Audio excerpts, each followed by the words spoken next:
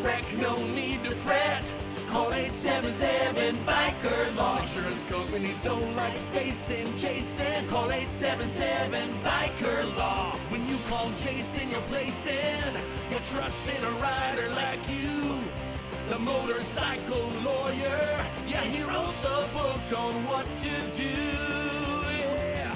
Been in a wreck, no need to fret. Call 877-BIKER-LAW. You're listening to CRBRadio.com. The words and opinions you are about to hear are of the hosts and do not reflect the management, sponsors, or affiliates of Cave Radio Broadcasting.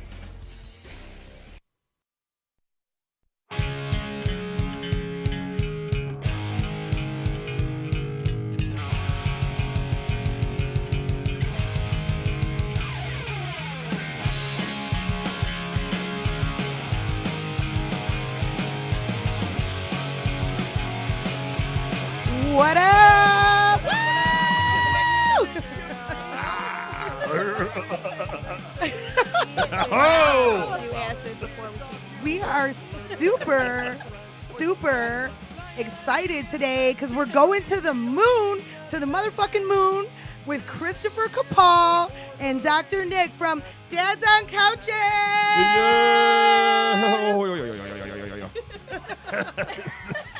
We even have aliens. There are aliens. It's amazing. The aliens are here. And the light sticks are super cool, too. Yeah. So we can get it working. It flashes? Yeah. It does all sorts of cool stuff. Yeah. I think my dog will probably eat this.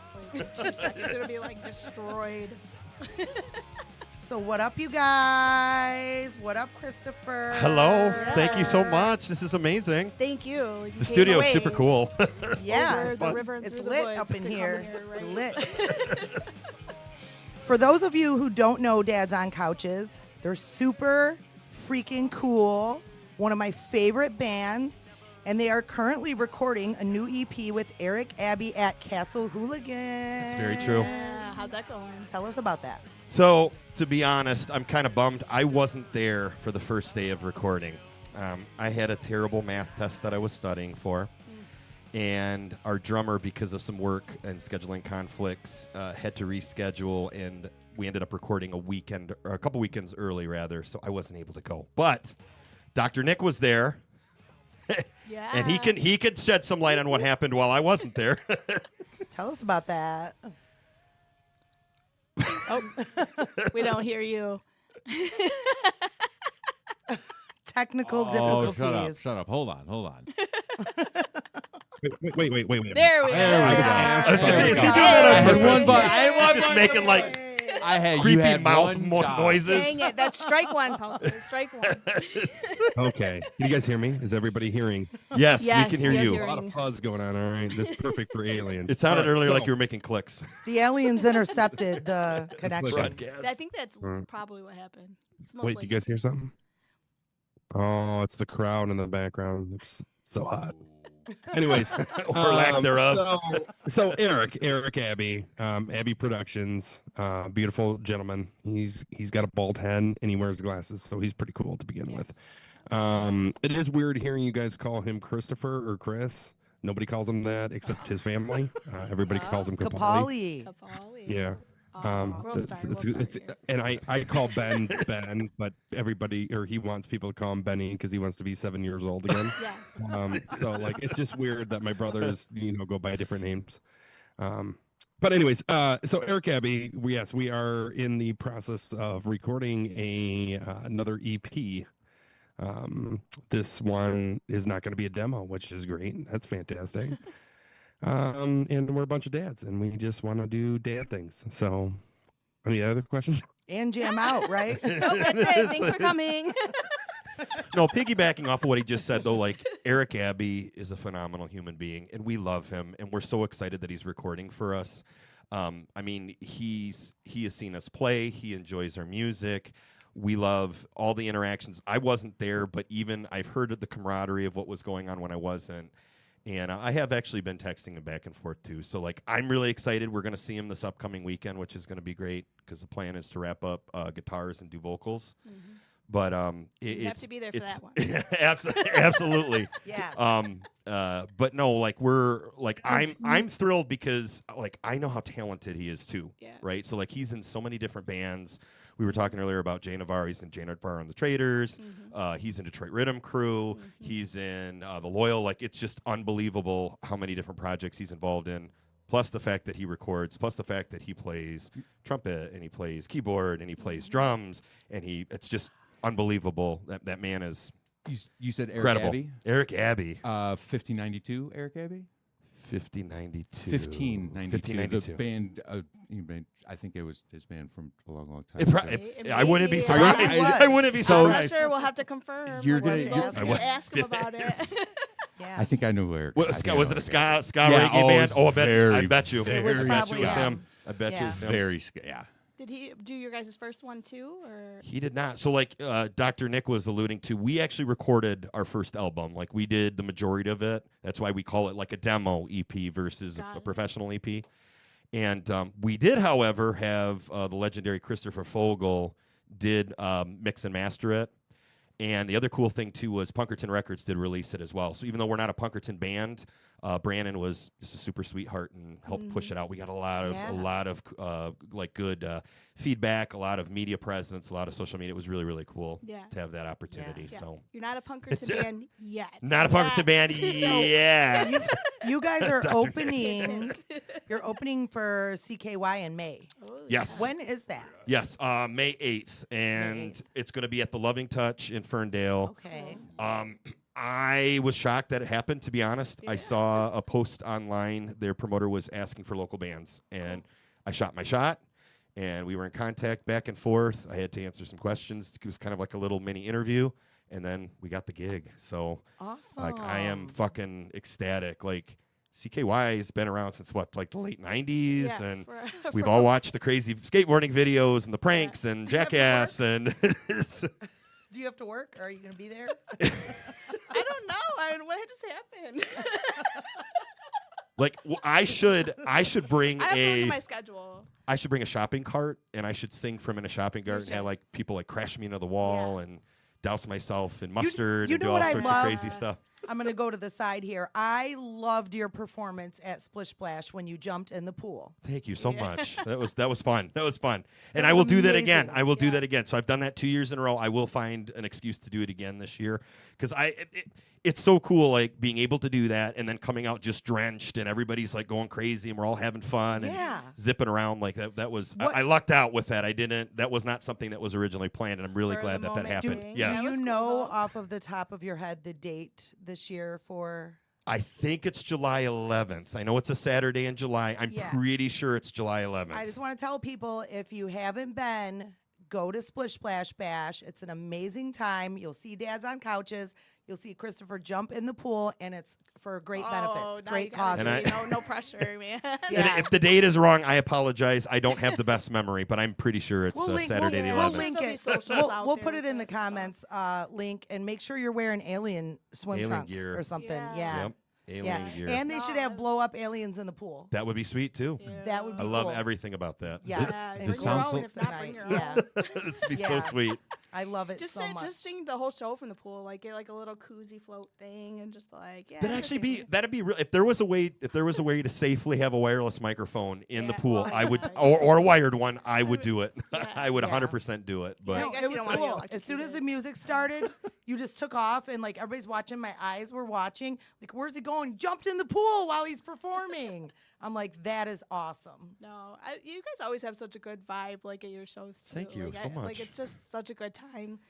I've only seen you guys a couple times, but I definitely want to see you more. I'm gonna have to look and see if I work on that day. But that would mean the Yeah. world if you could come. oh yeah, we Um, love supporting. You guys are fun. And I think Dr. Nick will agree here. One of the things that we try to do at our shows, some of our music at times can be dark and can be meaningful, but when we play live, we just want it to be fun. We want it to be an experience. It's kind of that duality of we can have really complex and dark, deep, meaningful music, but also just be zany and fun.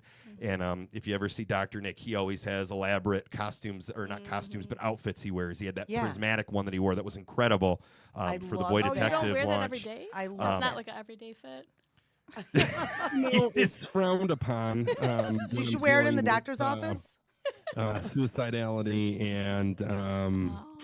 major depression to be wearing zany outfits. But maybe it would bring people to life. Who knows? I think it Who would bring some knows? smiles. Like it Yeah, makes me laugh. Like I don't know. Something. Which I love it. maybe it's a good time to point out that Dr. Nick is, in fact, a doctor of clinical psychology. So Dr. Nick is a stage name, but he actually legitimately has a PhD, and he is a doctor. Technically, I do not have a PhD. That is incorrect. I have a PsyD. He has a PsyB. I have a PsyB? doctorate. PsyD. I have a doctorate in clinical psychology versus a doctorate in the philosophy of psychology, which would be the PhD. I'm not teaching it. I want to do clinical stuff, like sit in a room and actually do therapy. So that's why PsyD is more up my alley. But yes, I have a doctorate in clinical psychology. That is true. That is accurate. Maybe my sister and I could come see you, and you can tell us what's wrong with each other. Yeah. It will be a very long session. He's giving side daggers. I can see it, side eye daggers. Yeah. Or It might be like a would it month. be would it be a quick session? Come on, let's be real. Oh, shots fired. Dang. All right, Captain. We got this. This captain. Also, I'm piggybacking off of the doctor thing. So, Dr. Nick is the one who came up with Dads on Couches. That is 100% him. And I love that. we didn't know this at the time, but part of it was the whole acronym of DOC is Doc, Dads on Couches, Doc, Doctor. Like it's all kind of That's an a X. fun That is the fact. most clever way to never get fired from a band I've ever heard. Genius. Well, That's a I fun mean, fact. I, Here we ju- go. I to get just rid of me. You know what I mean? Did you like think about this- that with a in this- quickness, or did you just like stew on it for a while? Sorry. I wanted. Well, the first band name I came up with was Ellipsis, and like the ... kind of thought process, but that I don't remember why. I don't remember it was another band or whatever, but I was like, why don't we just go with like, I don't know, like some sort of doc, like DOC, but have like some words, like an acronym. And Chris was like, let's go Dads on Couches. I'm like, yeah, that's I think it was Chris. I don't know. It might have been Mitch. Who knows? So, I mean, out of the members right now, honestly, the OGs would be Mitch, Chris, and I. The tripod. The tripod. That's what we call it. The tripod. If you watch the girl Three. next door, you'll understand the reference there. But like, Oh, I haven't seen but yes, it was us three. Pelto's over here like, what are you guys talking about? Fabulous movie. If you haven't watched You're the making girl, him blush. he's not asking that question. Not at all. The tripod is cool because in the very, very beginning, this was Dr. Nick, Mitch, and myself who kind of came. This is the brainchild of the three of us, and that's why we call it the tripod. And in the very, very beginning, I was actually singing and playing drums. Dr. Nick you were still playing bass in the beginning. I know you shifted from bass to guitar back to bass, but you were doing singing and bass. So him and I were kind of doing a split lead singer thing, like a 50-50. And then Mitch was doing all the guitar parts. And Mitch is a phenomenal songwriter. So Mitch, most of our songs, like he's actually created from the ground up through GarageBand. So that's usually like our music making process usually starts with Mitch. And then he'll kind of come up with like the skeleton idea. And then when it gets to Nick and I, then he's adding his bass. I'm coming up with lyrics. And then Nick and I are kind of working together to do vocals. So that's how it's pretty much been for the most part. Now we have 2 new members, which we've gone through some roster changes over the past few years. But the 2 that we have right now are absolutely phenomenal. Gage is on drums. I alluded to him earlier. He's a phenomenal human being. I love him. Super positive, high energy, just all around great dude. And then Tim Raker. Tim Raker is our newest member. We've known him for a long time. He's a good friend of the family. I got to give him mad props too because we have a new song that's his brainchild, which is really cool. It's Tim's first song. We're calling it Chicken Death Chamber. And in addition to that, he's a phenomenal graphic artist, and he has done a lot of artwork for us since he's been in. I'm not going to go into the specifics of the new EP that we have coming out, but he's doing the artwork for it, which is super incredible because the proofs he's been sending over have been phenomenal. So I just want to say, like, those 2 they've just taken and elevated our band to the next level just with their positivity, their energy, and their willingness to like commit to the band. So shout out to you, Tim Raker and Gage. Roseland, I love you both. Yeah, that's awesome. Now, you said like the song Chicken Death Chamber. I think we spoke earlier, and that's like kind of touching on the current political climate and how we need to like refuse to bow down to the elite tyrants, which I completely Yes. agree with. Yes, and I think things have gotten out of control, and I think it's at a point where you got to say something. You know, You have to. I'm disgusted with the way our world is right now, and I just, to me, that's the idea: is that we have elitists that are running our country right now Yeah. that shouldn't be, We do. Yeah. and it's causing this divide amongst our society. And the rich are getting richer, the poor are getting Poor poorer. are getting It's just poorer, that's yeah. it's that tale as old as time, right? That just keeps Just- cyclically repeating. Just so everybody knows, So- both Showgirls Christine and Showgirls Jenny are fully like fuck Trump, fuck ICE. Yeah. We're on that. We're getting Showgirls shirts that say fuck ICE, Yeah. and then Showgirls on the back. Yeah. So that was yes, that was the inspiration. Was so Tim wrote this phenomenal guitar part, and and fun fact, usually when I'm writing lyrics, it's when I'm washing dishes. Yeah. I've said it in prior videos. I'll say it again. I don't know why. It's just Well, when dang. it's when it comes. If you need to, Yeah. you can come to my house and wash some dishes if you need a place to go. I'll probably writer's write a block. banger. I'll probably write a fucking banger. Because we don't have a dishwasher at our house. We bought an old beautiful house, but it doesn't have a dishwasher. We just haven't had the money to buy a new one. We haven't pulled the trigger on it. And I actually don't mind doing dishes because it gives me something to do, and I can get in my creative headspace. And then I never feel guilty working on band stuff while I'm doing dishes because guess what? I'm contributing to household chores while I'm doing band stuff. So it's kind of the Yeah, perfect right. crime. That makes sense. But like I will literally be sitting there, I'll be doing dishes, and what I do is I play the song over and over and over until it usually is one line. Once I can get one line that connects a lyric with the vocals to the song, I can usually take it and run, and within a couple of days I'll have my skeleton for like the lyrics and vocals for a song. Awesome. Tim's, I connected with it right away. I knew in my mind it was going to be something political. Originally, how I started it, though, was the idea, and why I call it Chicken Death Chamber is it's kind of that whole like slaughterhouse mentality that like they pretend like they're giving us this great meal and they're showing us all these riches and beauty and like, oh, life is so good, and they're like pushing us into this gated area. We don't realize it, and then they turn the machines on, right? Like Yeah. that's kind of the idea. It's like a slaughterhouse mentality, is that we are being teased into believing that life is better than it actually is, Yeah. and Yeah. when they're ready, they're going to flip the switch and Yeah. game over. And that's the problem, is like the opening lyrics are, don't pledge allegiance to obedience in a nation under fraud, to the republic. If you don't want this, then it's time to sing out loud. And that kind of like sets the pace for the song. But it's got a good old punk rock vibe to it. It's angsty, excited it's to fun, hear it. it's fast, it's a speedy song. Yeah. So yeah, he really hit the ball out of the park with that one, and I've just been able to build and build and build from there. And then once Mitch has been working on it with his guitar. Dr. Nick added bass the other day. The bass sounds phenomenal, and then he and I are going back and forth right now on how we want to do the vocals. But Awesome. it's pretty groovy song. It's a pretty groovy song. I'm So- very happy with how it's turning out. You guys are playing a show March 20th at Corktown Tavern. Yes. And since Gage is not able to play drums, he's working. DJ from Middle Out, who I Yeah. didn't know could play drums, I just know Daniel Yeah, is I the know. drummer, is going to be filling in. Yeah, and I feel super bad for Gage because I know Gage was really excited to play the show, and like I said, his work kind of sprung a last minute thing on him. So it was a challenge, kind of reworking the recording schedule, but we got it, and that's going back to Eric. He was super positive, and he was super understanding and patient with us. He's been amazing.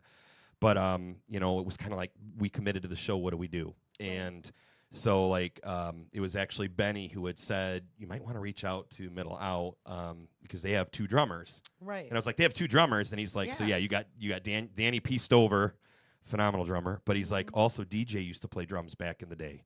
I think he was in the band Attack of the. I'm pretty sure he was in the band Attack of the. I apologize, DJ, if you weren't, but I think you were. And so I reached out to him, and he was like, dude, I'm on board. So he's learning our Awesome. EP right now. He's learning our Menzingers intro. It will probably be a slightly shorter set than what we're used to, which understandably so, because he's Yeah. only had a couple weeks to learn our stuff. Right. But he's killing it. He's been sending me videos. He's a really good drummer. Like I'll he be is a excited. I'll be really good excited to fucking see drummer. that. I have to be a Yeah. sick day call in. I A don't sick know. day. Yeah. Like, man, I'm not feeling great. Like, I'm going to go when I'm actually sick. Don't get me wrong. When I have to go see a punk show, like, yeah, I'm not feeling good today. Work. I don't feel good. You know. Oh, silence that. So yeah, we love Middle Out. The Middle Out boys are amazing. Yeah, And I definitely. cannot thank DJ enough for filling in because, like I said, we weren't going to cancel the show regardless. We were actually considering just playing to digital drums just so Yeah. we could at least still Do play. something. But to have a physical drummer is always the better way to go, and that just strengthens our connection with Middle Out too, Right, for sure. because we can share, celebrate, and support DJ. Yeah. So kind of groovy. I'm Kind of groovy. I'm excited too because they are working on a new album, which is what we discussed when they were here, and Yeah. I'm excited to hear that. Yeah. Yeah, that'd be cool. Yeah, So maybe when- they can do like tricks at the show and like switch out instruments. You guys should do that too. Don't you do that? You should. We do so well, and I was gonna say too before I forget. Dr. Nick does have a bromance with DJ. They're like an item. So that's is that your he's little literally bestie? wearing that. He's wearing that jersey for DJ. We're just a bunch of wing nuts, all right? Yeah. It's Wing just nuts. what we are. It's what we do. Just a bunch of We goofy rock and roll. goobers. Hey, the wings are doing really, really well. So, hey, we gotta support. We gotta support our boys. Do you guys Yeah, go to true. hockey games together? Yeah. Me and DJ, Yeah. in spirit, we do. Yo, in DJ. spirit, we hold hands and Yeah. run through the meadows. Skip But down, no, we haven't physically gone to a hockey game yet. So a little background on this. I do think that if me and DJ were ever to actually hang out, there might be a solar eclipse. Things might get weird, right? And I think that's why we both haven't pulled the trigger on it yet. Right. It's just I too mean, much. It would make for he's good not- like for good material for writing songs though. Like it, DJ is cool. Good as I agree. shit. I agree completely. Be good material ending up in prison material. If you get my drift, I feel like I mean, sometimes you gotta do what you gotta do. for Well, music as yeah. well. Yeah. So what you're saying is DJ is oh, you should just come over and help with the dishes. Yeah. Is what you should do. Yeah, there you Yeah. go. Maybe the D and DJ stands for dishes. He's a dish jockey. Yeah. Lame. This is Like- Pelto. Sorry. Pelto's all losing right. his shit. It'll stop A hurting dish Stop. jockey. soon. Dish jockey. I like the video that DJ made. I don't know where it was, but he was like on a mini hockey rink, maybe his backyard or something with Quinn, the Yep. mannequin. Mm-hmm. He was advertising a show with the Show. Boy Detective, I believe, if I'm Yeah. not mistaken, but I can't tell you which one it was because they have so many right now. I think it was the Um. one at the Magic Bag. That sounds right. Yeah. That actually, I think that Yeah. is 100% Because what I that was super sad that I had to miss it. I was so sad. I'm like, what a killer show. Yeah. and I then went to see The DJ Descendants, so- DJ did a rig rundown too that was really funny, and it was basically like showing off his Red Wings like bobblehead collection and shit. When Oh, he was I supposed saw to be that. talking about his bass guitar and stuff. I saw that. Right up your alley. So, well, he man. did. He did one too, but he did one making fun. I may have did I'm giving my- out all your secrets. to give DJ a nod, but yes, I was making fun of DJ for thinking he's the biggest wing nut out there. He's not. You guys are in a he's a- bromance. We love He's a him. liar. We love those. We love those No, I three. still love him. He's still sexy, kinda. You know. Yeah. Those, yeah, it's all good. I always We'll be I always friends mess one with day. him and call him Kurt when I see him. Like Like he Kurt was like, Cobain. "That's the look I'm going for." He's Kurt? up there Like 90s like grunge. Kurt Cobain. Oh, Kurt Cobain. Because of his hair. Sure, sure. He's like rocking Yeah. so hard. I have so many videos of like I'm filming Middle Out and DJ's up there rocking and his hat just goes flying off like every time. And I started calling him Kurt because of his hair. He's like, "That's what I'm going for." It's awesome. Yeah. So yeah, I wanted to talk about the song on your demo. The demo you said is a demo, right? It's we released it's an EP, but it's essentially we're calling it a demo EP because we did all of it. We Okay. didn't spend money in a studio, so we recorded everything, and then like I said, we had Christopher Fogel, which Christopher Fogel is the same gentleman who did Alanis Morissette's "Jagged Little Pill," which is super cool. Oh, I Oh, didn't know cool. that. Yeah, and Dr. Nick is it Switzerland or Sweden that he's got a studio out of? think it's Swiss. Switzerland, isn't it? Switzerland, I think. Which our family think- is Swiss too, which is a fun fact. Yeah. But Christopher Fogel did do, and he mixed and mastered it, right? I always get like, I know that you produce or you mix and master, or you could do one or the other. I always get that No, confused. Technically, we mixed. We did everything except for- Mastering it. He just okay. I apologize, everybody. Christopher H. Fogel rather mastered our EP. But yes, it's essentially we recorded 5 singles. We did. Oh, Brandon also of Punkerton Records did artwork for it too, and he did a great job. It's 2 skeletons in a recording studio. Yeah. The EP is called "After 2 Years of Grinding, All We Have Are These Measly Demos," so which I think is appropriate. Yeah. But yes, they are. We as a band consider them more on the demo side than professional recordings, whereas Eric Abbey's recordings are professional because he's actually going to he's producing them and he's helping us and he's recording everything and he's actually putting the time, effort, and energy into cleaning up everything that we're doing. Right. So That's cool. Well, we were talking a little bit on the way here, like with you actually, about like your favorite songs on there, right? So we're talking about you and Jenny share kind of a similar favorite, like love for aliens type of a thing. Yes. Yeah. Let's dive into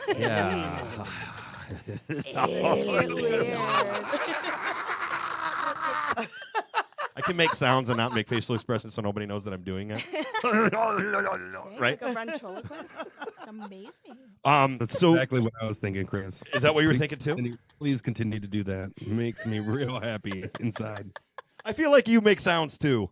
I feel like you make doctor sounds. I never make any Like, noises. let's talk about this analysis. Well, I never. Yeah, I never. Kinda sounds like bitter you. cold burr.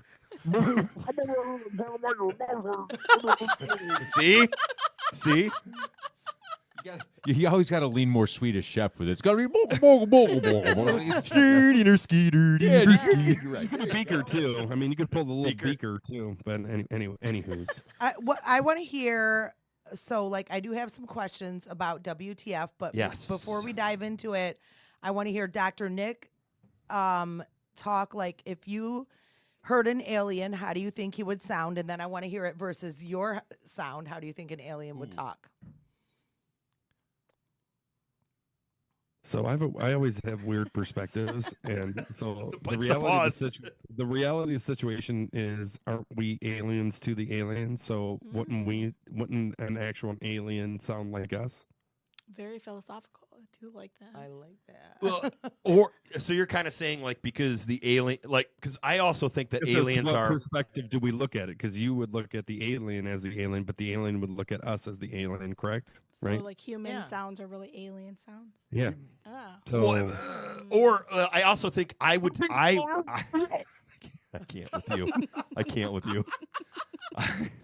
I.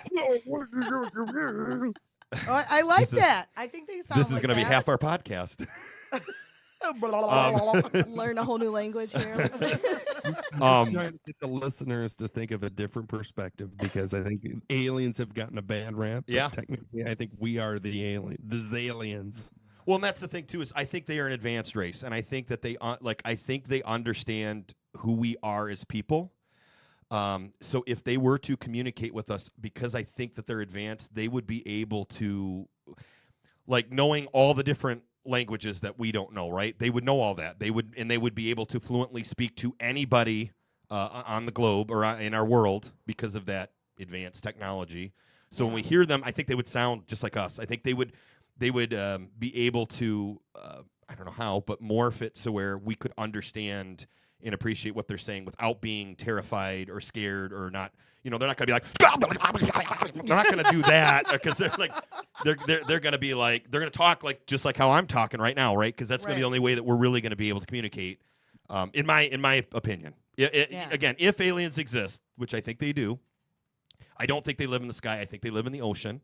There are Coast Guards that talk about being out in the middle of the ocean and like at 3 a.m, you know, a beam of light coming out from the ocean and something zipping around in the sky like a star going nuts and then going back in the ocean, and like all within a matter of a couple of seconds. I 100% believe in aliens. People forget about the abyss, man.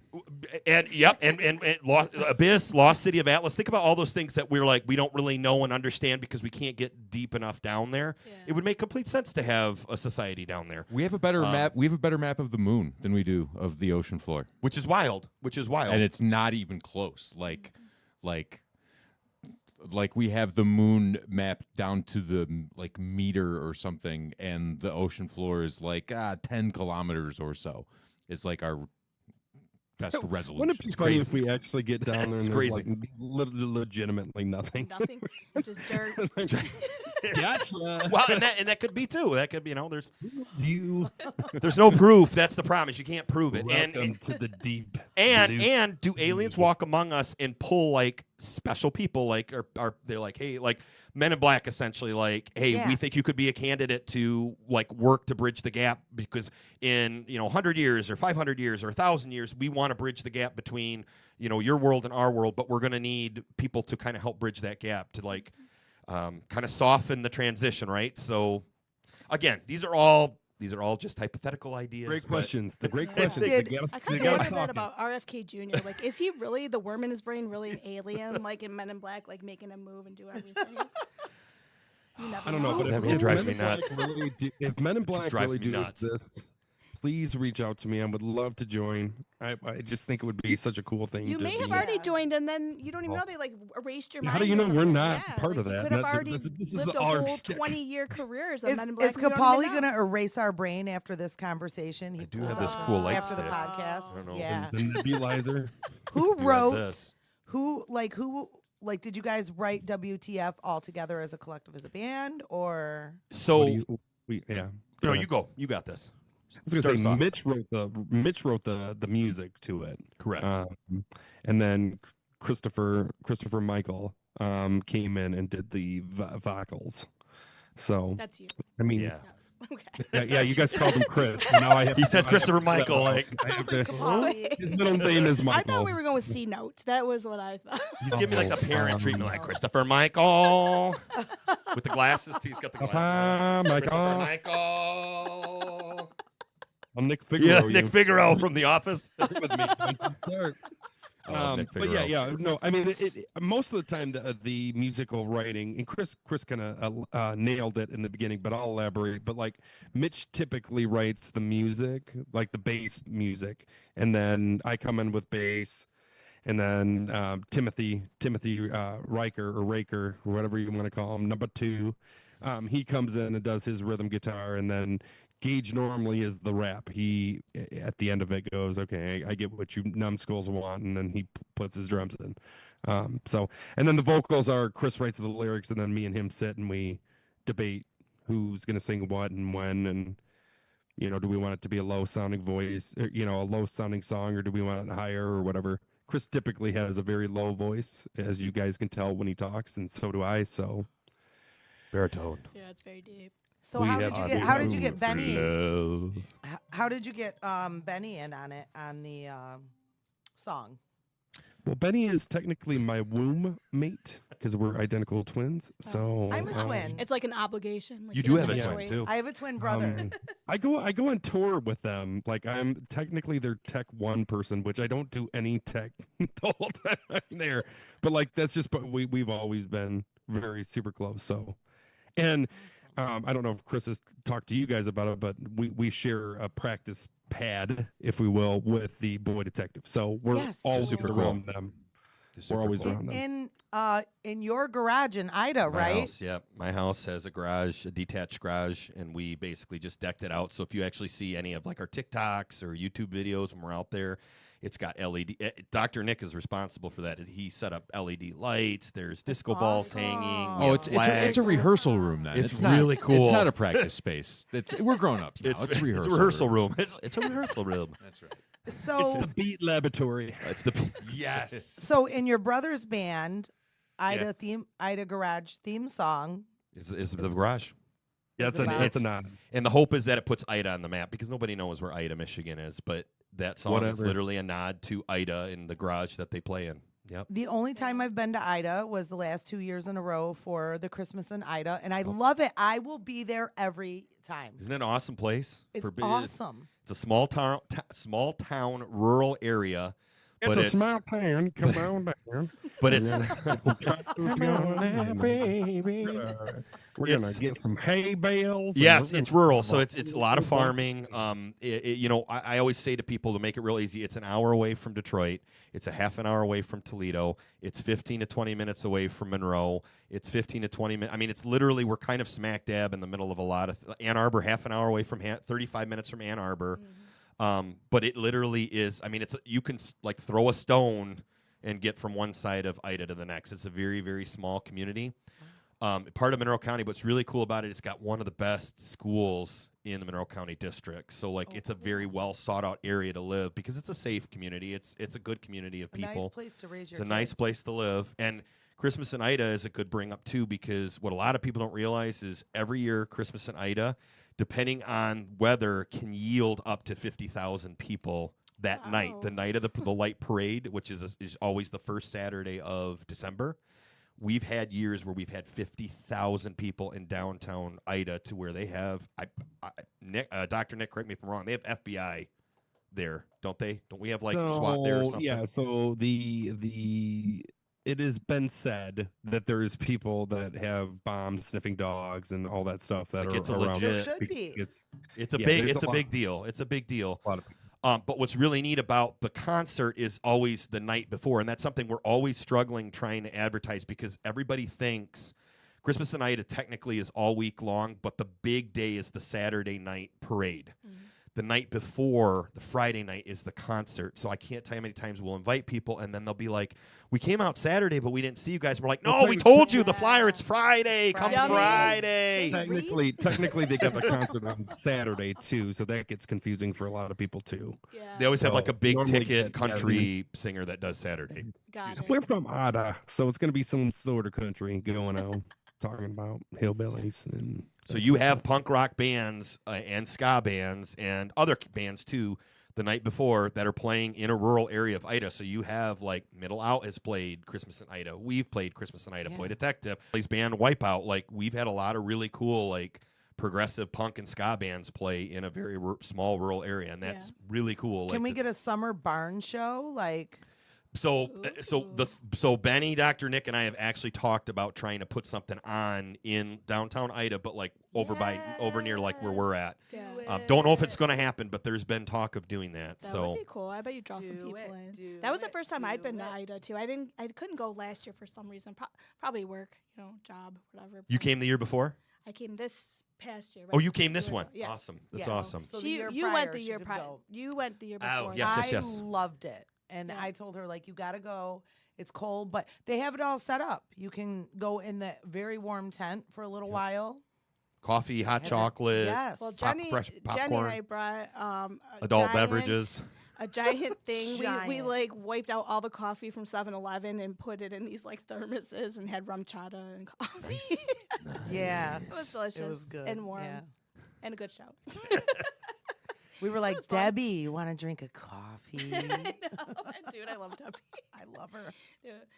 Debbie Seth's mom from. Oh, Debbie is. Oh, I love Debbie. Debbie. I know I exactly who love you're talking about. I get a hug Debbie. every time I see Shout her. out I to love Debbie. Debbie. We I know for a love second I'm like, you. I don't know this Debbie that we're You're talking like, about. "Wait a I know minute, it's exactly who Debbie." you're That's why I talking saw the about. look on your face. I was like, I think you know. Debbie's a sweetheart. We are Debbie's actually very, very cool. riding Yeah. with Debbie to Gainesville for Nice. the Boy Yeah. Detective. Wake and Bake. Wake yeah. and Bake. Yeah. With us and Jake. Yeah. Yes. Yeah, I'm excited for that one. Apparently, we're going with the Boy Detectives merch as well. so- Katie. I think her Yeah. name's Merch Girl Katie. Yes. I don't know. Yeah. I think so. I'm not She's sure. super cool, too. Yeah, I'm not sure. Well, I know I'm not sure if that we're we're gonna have bringing the merch in the car. In the car, So we will bringing be down some riding extra with merch. the goods. That's cool. Yeah.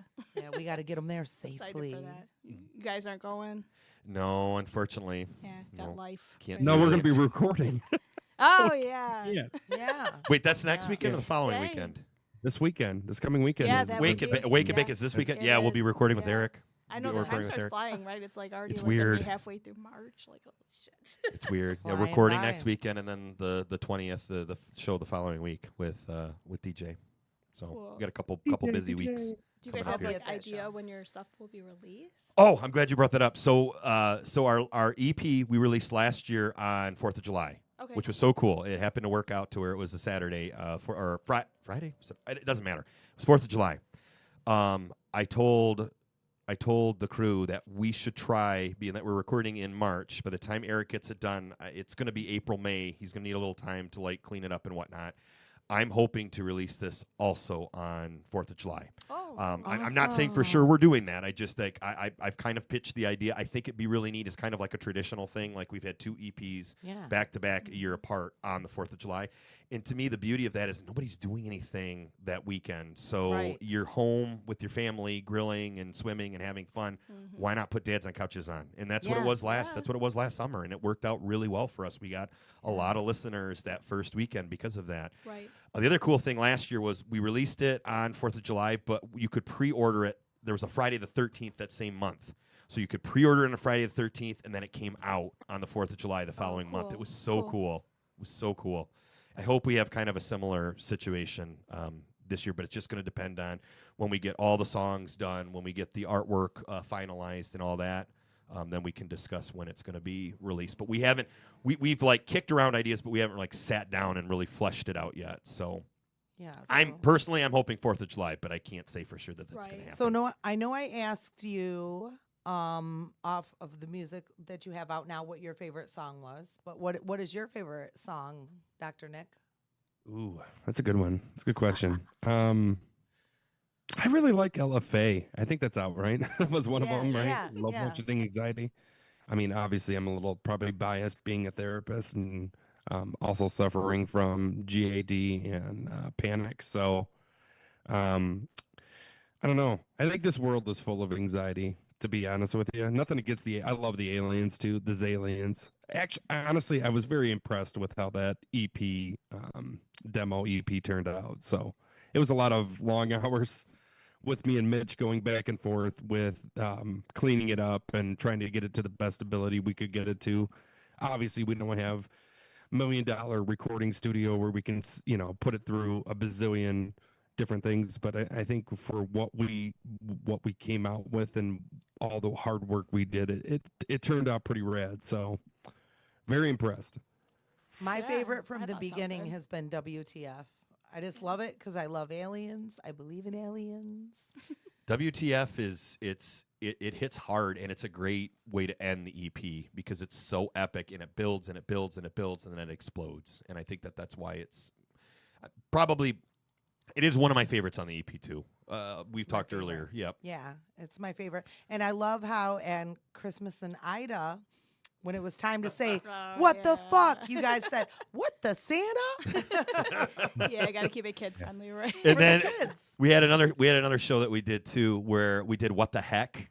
Oh. And Don Wobster was there, and Don loved it. So like forever, he's like, I kind of wish you guys would change it to What the Heck instead of What the Fuck. What the heck? What the heck and heck? Yeah. So that's the joke is, between What the Santa and What the Heck, those are the two. Because that's the other cool thing, too, is every once in a while we get lucky and we can actually do a show that is kid-friendly. Christmas Night is a great one. We also did, there's a flower market. Woods. What's that?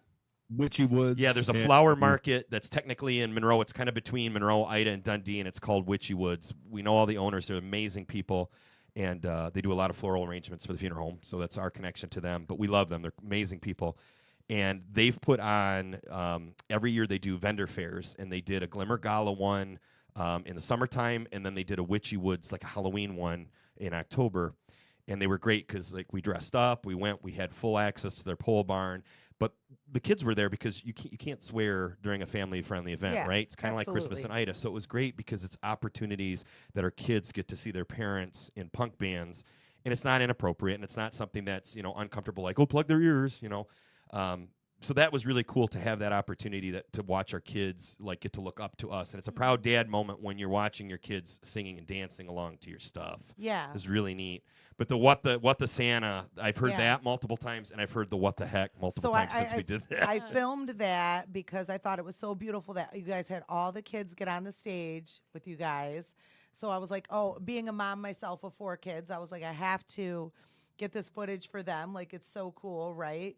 And those kids were just having the time of their lives up there. Well, how many opportunities those kids get to be on a stage with, like, bands, right? Like, I didn't growing up. Like, I didn't get to be, so, like, I love that, too. Like, and I think that's the quintessential dad thing, right? Like, we're dads on couches, and we're proud to be parents. We're proud to be dads. We love our kids. So why not share, celebrate, and support that live? You know what I mean? So Yeah.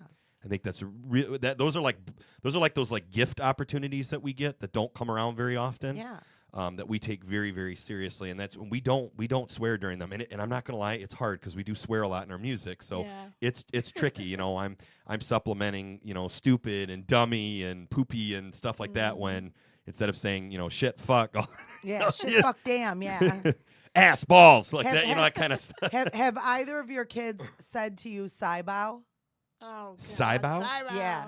They look at you and they go "Saibow," and for the longest time we don't know what it means. No. Like, why are you telling your mother "Saibow"? It means shut your bitch ass up.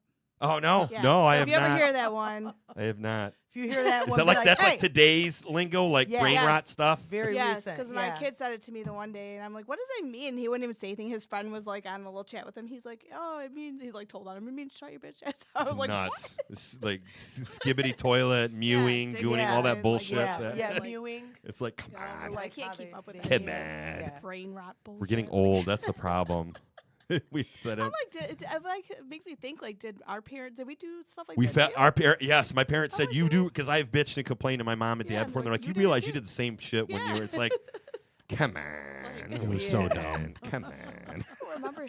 I don't remember saying anything as stupid as that, but probably did. we said Crescent Fresh a lot. That was like my gang of friends. We'd always say like, that's Crescent Fresh, which I think we got from Syphil and Ollie, which was an MTV show about sock puppets. If you go back in like the Oh, Oh, I 90s, remember. Yeah. they would Syphil and call Ollie. things like Crescent Fresh and all this weird like lingo. Yeah. I'm pretty sure that's where it came from, but we'd always say like Chris Crescent was Fresh really and shit. cool growing up, guys. Okay, you gotta just let him just tell his stories. Soap on a rope. He was really cool. He wore Jinko jeans. Oh yeah, dude, I had Jinko. Oh, dude, I had several pairs of Jinko jeans. He had ICP jerseys. My mom. ICP. I had three. Cool. I had three He was 2XL. cool. I had three 2XL. I legit ICP I jerseys, love how not the he says cheap ones, like the ones we got. size of them too. What's Why do you that? Tell the size. If you let me finish, you'll know why. If you let me finish. It's a critical piece of information here. It really Todd. is. Listen to him. He knows what he's talking about. He's working the board. So here's the deal. Todd. And he's a drummer to boot. Yeah. So here's So the we deal. know he's smart. He's got an epic beard too. He's got He can a keep beautiful rhythm, beard. okay? Yeah. So here's the deal. So I had three double XL legit ICP jerseys, like, and I don't know if it was, I don't think it was called Hatchet Gear back when I got them, but like I had them, and I think they were like $80 at the time a piece, right? Yeah. I had Riddlebox, I had Great Malenko, and I had one of the Jekyll brothers. I cannot remember which one, but 50-50, let's say it was Jake Jekyll. And my mom threw all of them away. My mom found all my ICPs. I had all the CDs. My mom, when she found out I was listening to them, was furious, and she took all of them. Yeah. She hid them in her bedroom and didn't realize that I knew how to burn CDs. So what I did was I waited till she was gone, and then I literally just burned every copy of all the albums and just hid those LimeWire? instead. No, like we had a CD burner on our computer, Oh, but okay. she's not computer savvy, so she had no idea. So I actually just burned copies of all of Hid them. 'em. So I had all the Joker's cards hidden in my bedroom that she thought she took away, which she did take the originals, but she didn't take the copies. Yeah. Label it with something else. Rick Springfield. So Which is why we brought you Fago. Never gonna Brought give you- you And it's Moon more Mist than because you buy. aliens, Oh, there it is. Fago. Can we Moon get Mist is can the- we all get like a whoop whoop whoop whoop?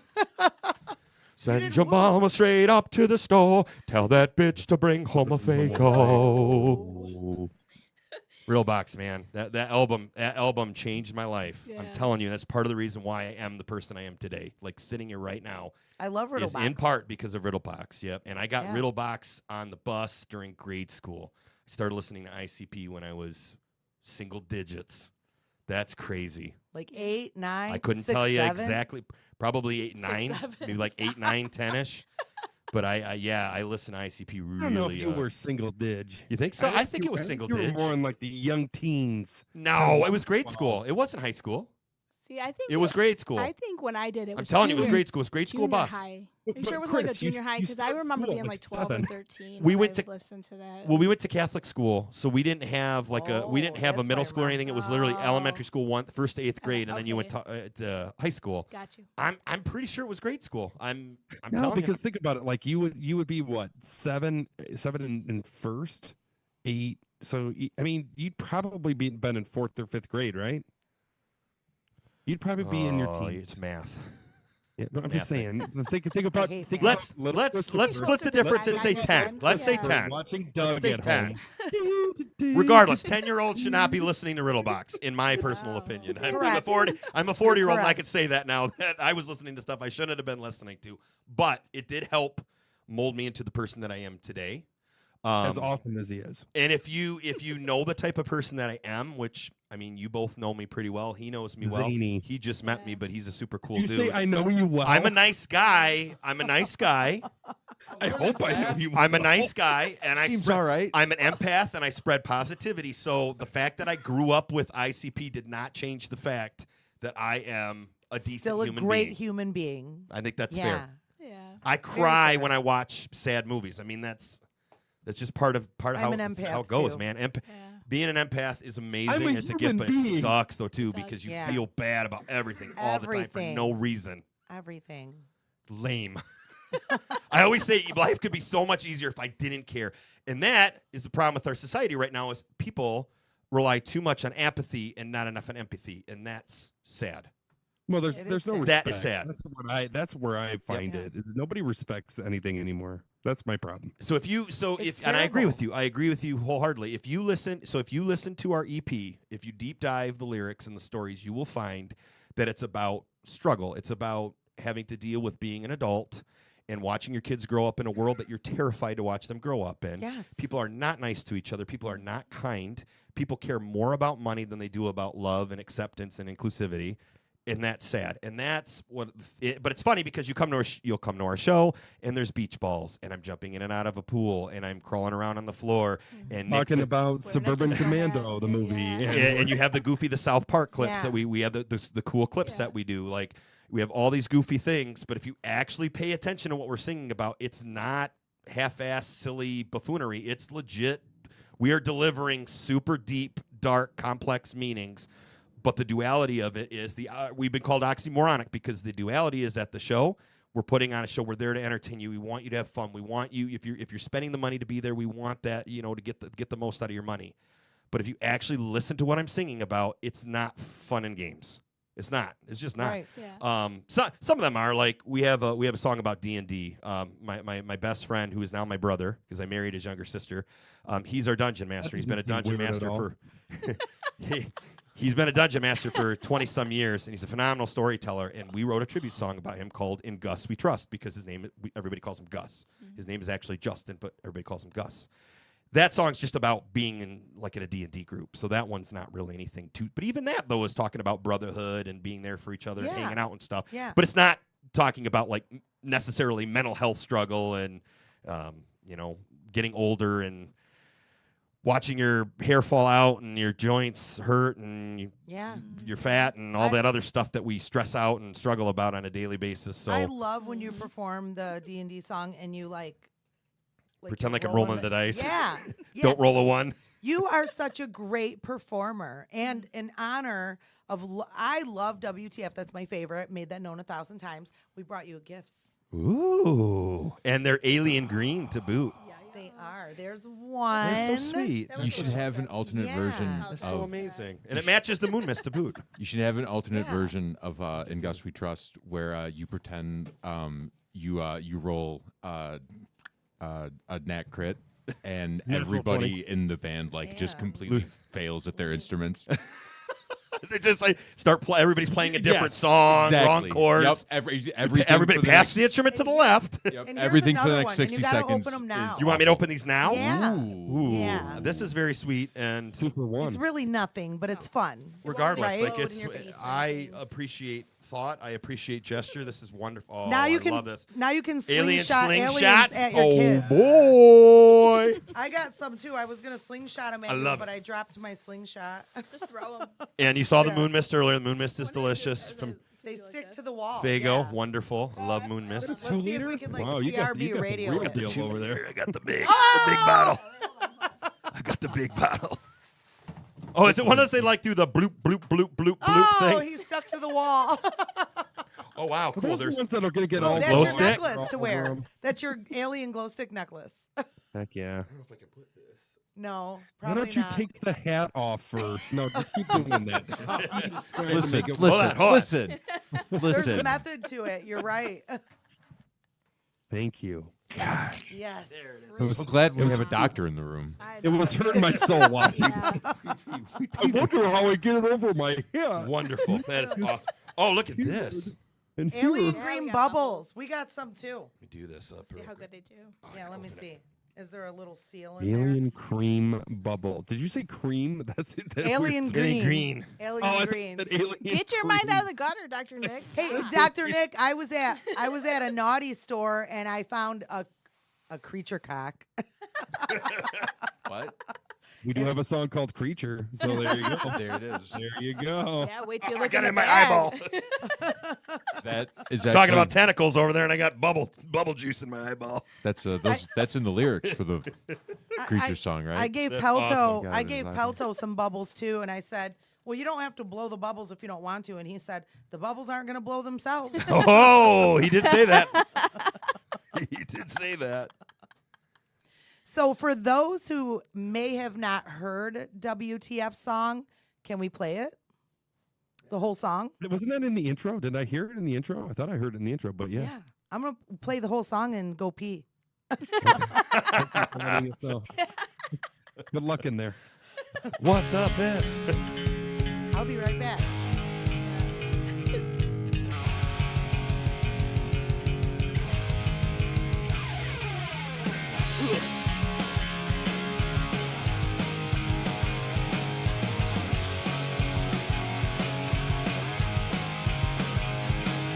Just when you think you've seen it all and everything makes sense.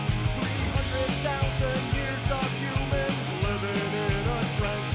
Our society is batshit crazy. Our media's been hacked. If aliens were orbiting, I bet they'd pause and ask, what the fuck? What the fuck? What the fuck? What the fuck? What the fucking fuck? This is our home. This is our home. This is our home. This is our home. How did we get here? How far will we go? Will it take another 100,000 things to fall in place?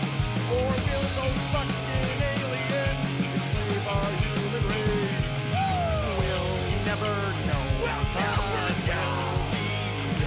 Yeah. We'll never know. We'll never know. Yeah. We'll never know. 'Cause we'll be dead. We'll be dead.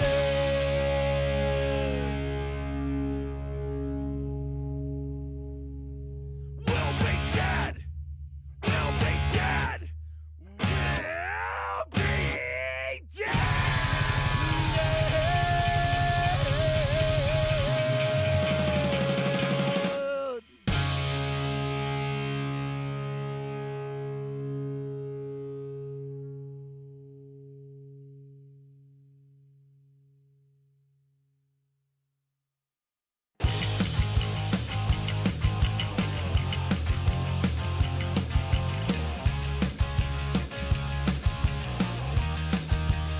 Don't take it away.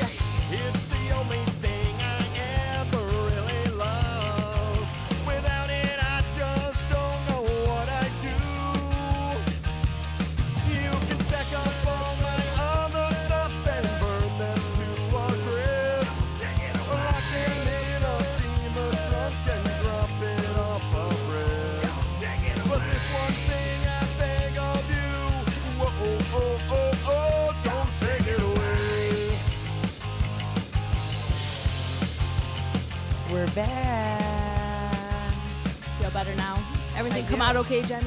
It did. Take it away. Bubbles came out of there. That's nicely, but you're just not listening. When a guy I'm goes only pee, gonna they say do it make bubbles. one more fucking They do. time. Superpowers, right?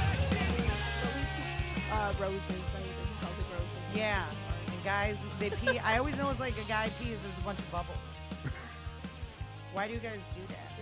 Yeah. Good question. It depends on how hard you're working to not get heard while you're peeing. Because if you pee into the the bowl, not into the water, you don't get the bubbles. I think it's the mixability. I think he's right. I think if you're straight shooting into the water, it's the mixability of it. The Yeah. oxygen's coming out or something. it's good science question. So I have a- Dr. Nick, can you answer that? Yeah, doctor. Yeah. I can only talk about if they're got a problem with their brain.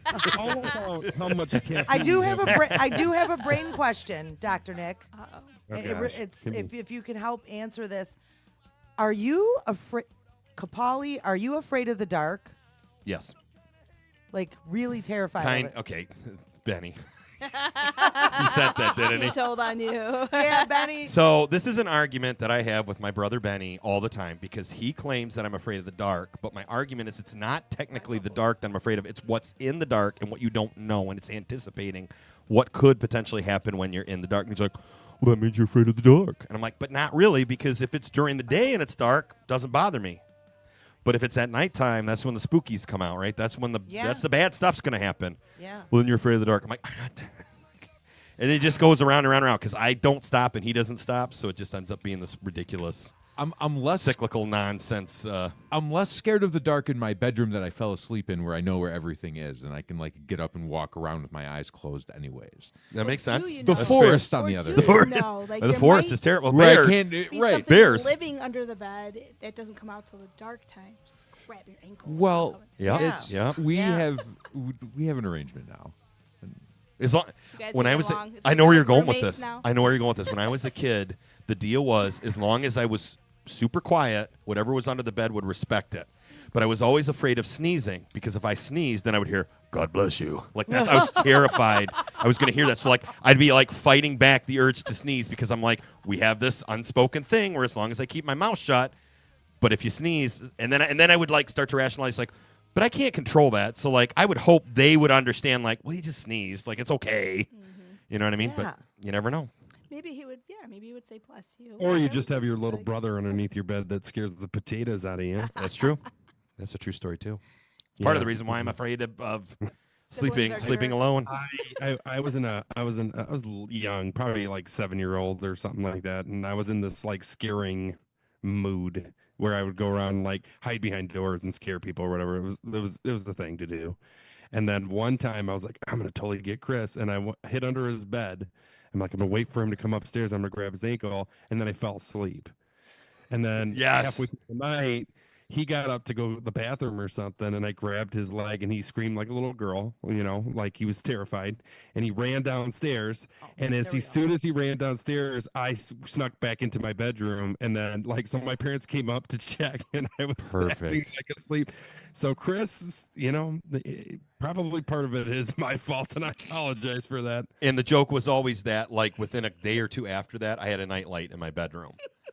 And it was because that was the thing. And my parent and they went in to check on Nick and Ben. They both were asleep, so there was nothing there. And I was like, I'm telling you guys, something grabbed me. Like I saw a hand come out from under the bed. See? And then I got the whole like gaslighting of this is why you shouldn't be watching Are You Afraid of the Dark? This is why you shouldn't be watching scary stuff. And But it's like really, it's it's your not. fault. It is. This yeah. is why we threw And away he those didn't ICP jerseys.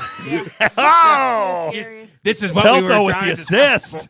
Circle. This is Full why we got circle. rid of the ICP jerseys. This is why we were mister. trying to stop. You see? Those clowns are scary. They're scaring you.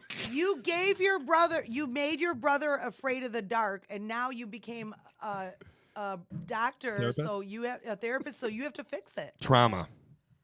Oh, I've Trauma. Traumatized him. PTSD. Maybe that's I've been part paying of my the thing. penance Like, maybe for a that's why long he time wants with to be Christopher. Now Yeah, he it could knows. be. It could Yeah. be. He was analyzing me the whole time. I was just say now he just knows how Now to. he's gonna be like, I'm charging you too. By the way. Like, Now he just knows how Yeah. to stick the hook in and For your childhood trauma really that I twist it created. around. This is great. I love that you shared that story with everybody. That's awesome. Yeah, make- Thank Before you. before you And were thank here. you, Benny, for bringing up the dark thing. That's cool too. Yeah. Benny did. I know he did. He said, catch him off guard and ask him why he's afraid of the dark. We had a cookout before we came to this, and he was like, "I'm gonna send so much stuff to Jenny. Whoa, you're not even gonna know what I said to her." Is that the voice you It's used? pretty much. Yep. Yeah. Pretty Probably much. on the couch That's right the now, voice. eating nachos, talking about ska stuff. And that's what he does now. Hey guys, why are you gonna be in a ska band like me? I'm so cool. I'm in the ska band. You know, you guys are good, Shut but you'd be a up. lot better if you Shut had up. some horns. You Yeah. gotta wear two different Yeah. color shoes. That's the way to go. I wear 2 different colored shoes, so I'm super cool. Ooh, yeah. Check out my Instagram. You can see pictures of them. Look, guys, it's just one chord, and you slide it up and down. F, G, D. I fucking love this guy, by the way. I'm telling you right now, he is adding so much to this. This This is became a can do it Rip on on the phone. Benny session. Oh, no, Benny. you're getting pelted by Pelto. Oh, Benny. no, he's not even on camera. Whatever, guys. Started I'm just it. really He that started it by cool. bringing the thing about. Yeah, about he He started totes picking did. on you first. He Yeah. opened He up totes that. did. Ben is the baby of the family. Yeah. He gets pampered a lot. Sometimes you got to get him going. In defense to Benny, I will say Don't play that card. Don't go into defense mode. that's the empath. That's the I can't shut it off. You can. I can't shut it off. You can. I You will. You won't. Sorry. I won't. It's not that There I we go. can't. Take, I take won't. responsibility, sir. I am taking responsibility for it, sir. In defense to Benny, I will say that Benny has been our hugest support system, as is his band too. The Boy Detectives have been great to us. We've had a lot of awesome shows.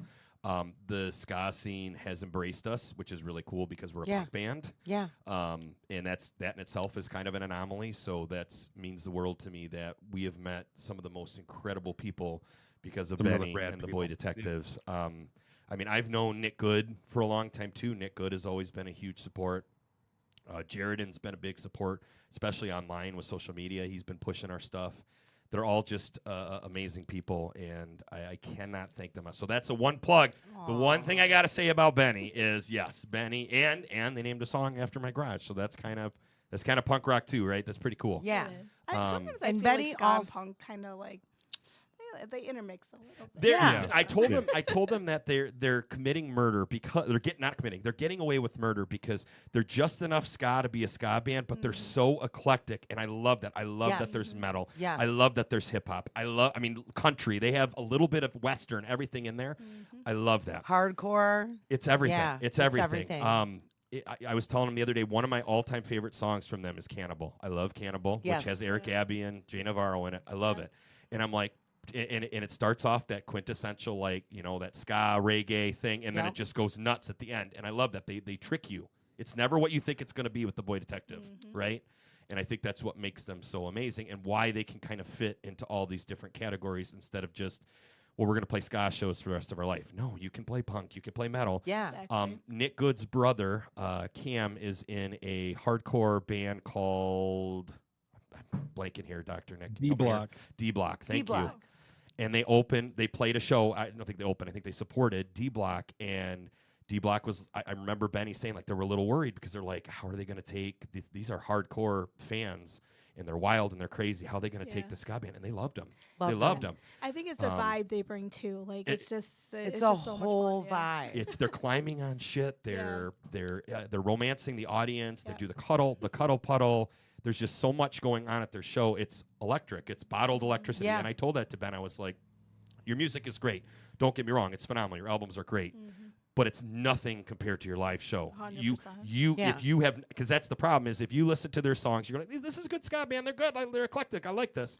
And then you see them play, and it's like getting hit in the head with a sledgehammer. number one you fan, don't yeah. expect it. Yeah. And then it makes the music even harder and pound harder because then you can remember what you saw at the show when you're hearing it on your radio or on your radio. How old am I? When you hear it on your your MP3 player. I'm streaming Walkman, services. yeah. And you walk My in. age is Cassette showing. tape. Yeah. When you listen to the radio, you can go ahead and get your One- MP3 player. One AM cool to thing. AM. My Walkman. Don't forget to grab your Walkman. It's like, dude, I'm so old. One cool man. thing Benny told me at a show a few months ago. I don't know how it got brought up in conversation, but he goes, I really owe like a lot of my musical like talent to Chris because he said growing up, you were the one and told me this in person. And I was like, oh, how sweet. He said, you were the one that just introduced everybody to music, the brothers to music. You were always showing them different albums, and I forget right now which ones he was mentioning off the top of his head, but he said he owed his musical talent to you for that. Yeah. That means the world to hear, and I really appreciate him saying that. What I will say with my family, it's always been a trickle-down effect. So Dr. Nick, Benny, and I have an older brother. He's the eldest of us. His name is David. And David, at a very, very early age, got really big into music. And David, technically, is the one that brought punk into our house. He had Green Day Dookie. That's the first punk album that I ever technically heard. And I think he was in 5th grade at the time. It was around the time the album came out, and that was like the big thing at our Catholic school was to listen to Green Day, right? Because it's angsty and going against establishment and whatnot. Yeah. So David also exposed me to Madonna and exposed me to Elton John and exposed me to all of these legendary singers. David likes big, larger than life acts, and loves that like raw, pure talent. That like, let's be honest, like you can't top Elton John. I'm sorry, he's amazing. Like he is the king of what he does. You know, Tina Turner is the queen of what she does. Like you have these people that like you're not going to beat them. I was exposed to that when I was very, very young. Now, that being said, I got lucky with like a ICP was one big one from grade school. Yeah. My uncle was really big into Aerosmith. I got into Aerosmith, fell absolutely in love with Steven Tyler. I will also give a lot of credit to Steven Tyler the way that I am today. So I brought Aerosmith into the house. But I also then, went through a really big punk phase in high school because I had a couple of friends that got really big into Against Me, and they got really big into Suicide Machines. So I started bringing that into the house. So then Nick and Ben, so I'm exposed from all of these big acts from David, and then I'm bringing in local acts, and I'm bringing in punk, and ska, because Mighty Mighty Boss Stones, I had a buddy that listened to that on the bus, so Mighty Mighty Boss Stones came into the house. What I give Dr. Nick and Benny credit for, though, is there did come a point to where I kind of stopped listening to new stuff. I got comfortable with these are the people I listen to, these are the acts, I don't really care about anything else. And then Ben and Nick took that and were like, no. There's a lot of awesome stuff out there that you're missing because you're not Creeper, Good Luck, all these really awesome acts that I never would have listened to if I wouldn't have given them the time of day. So it's this trickle-down effect. And the funny thing is as it got further down, then it started trickling back up. And then now I'm going to my older brother and being like, you got to listen to, like, I know you're not really, like, super big into punk, but you got to listen to this band that, Dr. Nick and Benny, showed me. And I apologize. I try to call Dr. Nick as much as I can out of respect, but he is my brother. So if I slip and say Nick, it's no disrespect. It's just sometimes I'm just so used to calling him Nick sometimes. You don't have to call me Doc. But you are Dr. Nick. You are Dr. Nick, and you earned it. What's up, Doc? Yeah. You earned it. So that's important. For real. It is fair, and I appreciate it. But I'm trying. It's just I think they got the point. And I'm talking about when we were kids too. Like he wasn't a doctor when we were kids. He's 3 years younger than me. So, but that was the whole thing. So for Benny to say that, that's awesome because yes, I cannot take credit for bringing punk into the house because that would be David, but I will take credit for I took that and ran with it. I got really, really big into Misfits too. I love Misfits, and it makes sense. Right here. My family has a funeral home. My dad loves vampires. Like most of my tattoos are horror related. I love Misfits. I love Danzig. I love Jerry Only. I love Wolfgang von Frankenstein. I love them all. I've been a huge fun fact. Dr. Nick, Benny, and I were in a punk band called Capual, which is our last name. Mm-hmm. Funny. We opened for Misfits twice. We opened for them. We opened for them at Headliners in Toledo before they closed, and we opened for them at Harpo's in Detroit. Well, I think one of them was Spaghetti Zombies, wasn't it? Or I think was both Capual? It was still. I think it was Capual. No, it was Capual because the first one would have been Headliners, and I have a picture of the ticket stub. Okay, and it was Capual. Because we were in a horror punk band when we originally started. So correct. What was your first? Was that your first? What was your first band together Oh, as no, brothers? God. Our Our first first band, we were all in separate bands and came Okay. together to do Spaghetti Came- Zombies. Okay, Spaghetti Zombies was Spaghetti the first Zombies as brothers. Would be Yeah. the first one with Dr. Nick, Benny, Yeah. and I. What age did you start playing in a band? That would have been high school. Wait, are we talking that band or are we talking about the bands before? Oh, are you talking about just Even in general? before, like, yeah. High Like, school, how old were you guys? late Yeah, I would- grade I school, would early high say, school. Yeah. Wow. Yeah. Yeah. Because I was in a band called A Beautiful Kind of Tragedy. Before that, I was just strictly a drummer. Ahoy. I was in a Misfit cover band for a hot minute called it was called Psycho 138. And then I was my first like real legit, because A Beautiful Kind of Tragedy was a punk band, and then the Psycho 138 was like a cover. It was a tribute band for Misfits. The first original punk band I was in was actually called 1 Inch Brigade. And then Okay. you guys were in an old Milwaukee Shuffle.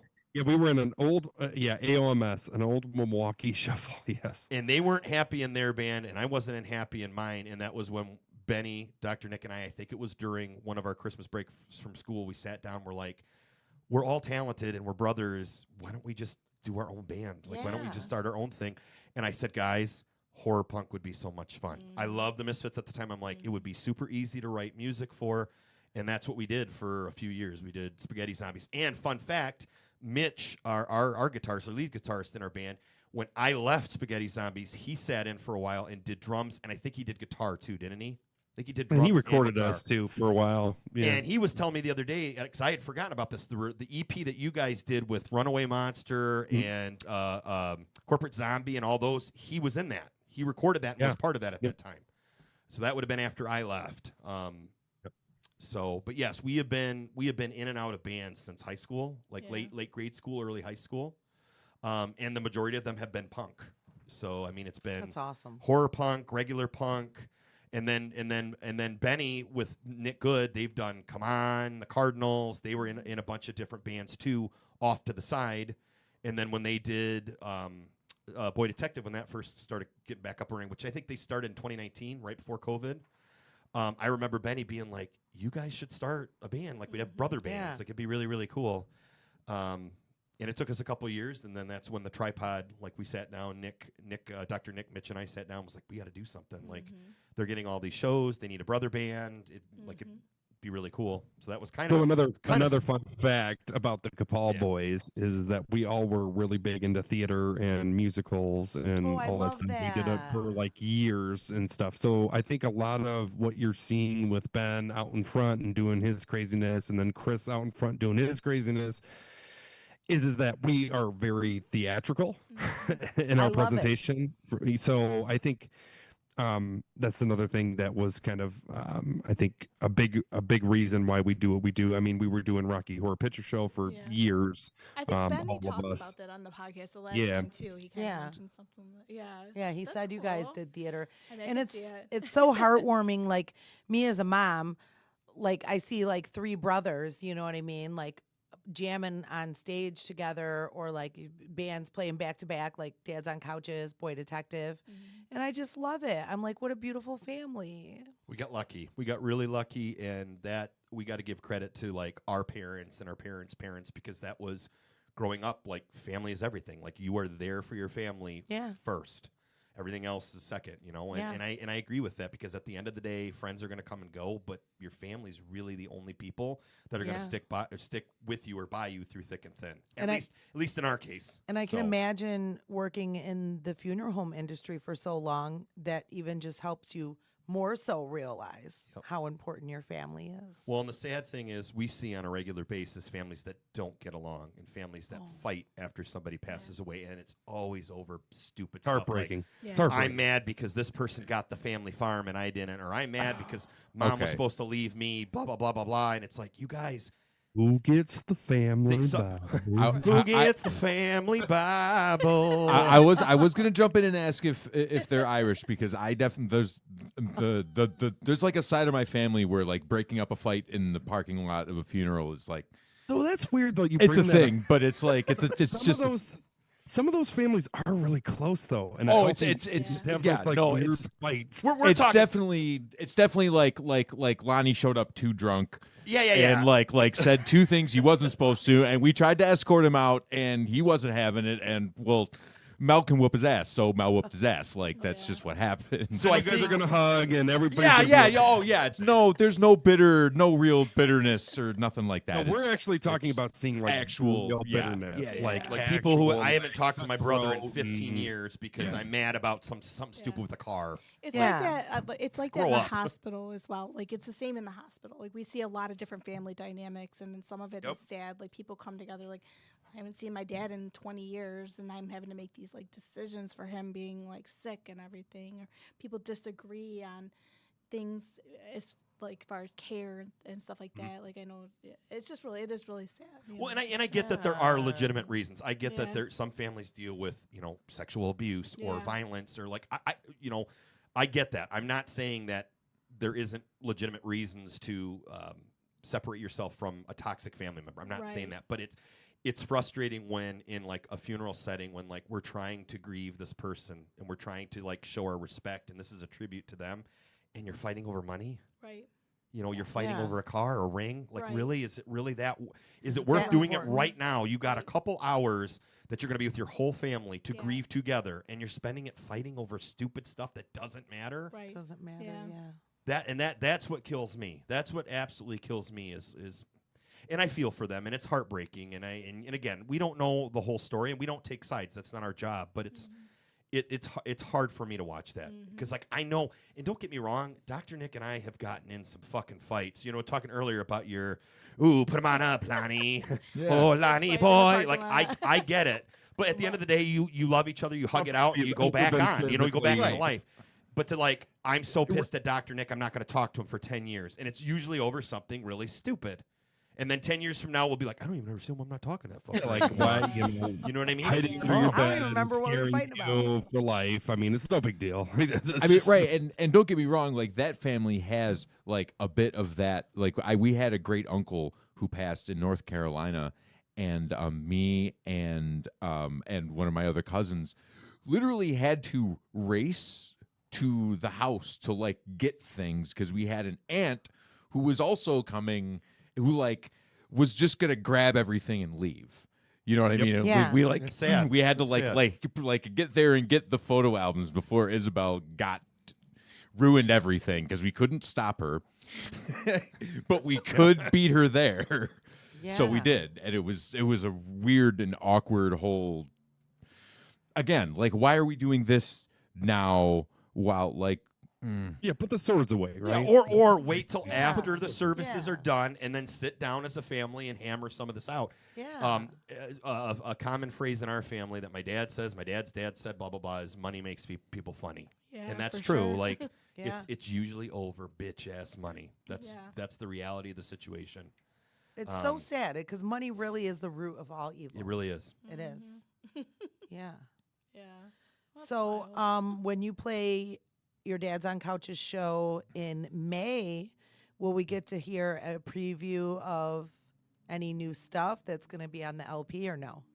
Because believe it or not, you've heard some of the songs that are going to be on the LP or the EP rather. You've heard some of them. I think in the Wasteman. You've heard some. Did you? Yeah. You've heard some. Yep. You've heard some. You talked about one earlier about rolling a dice. Like you've heard some. Yeah. Gus is one of them. Yep.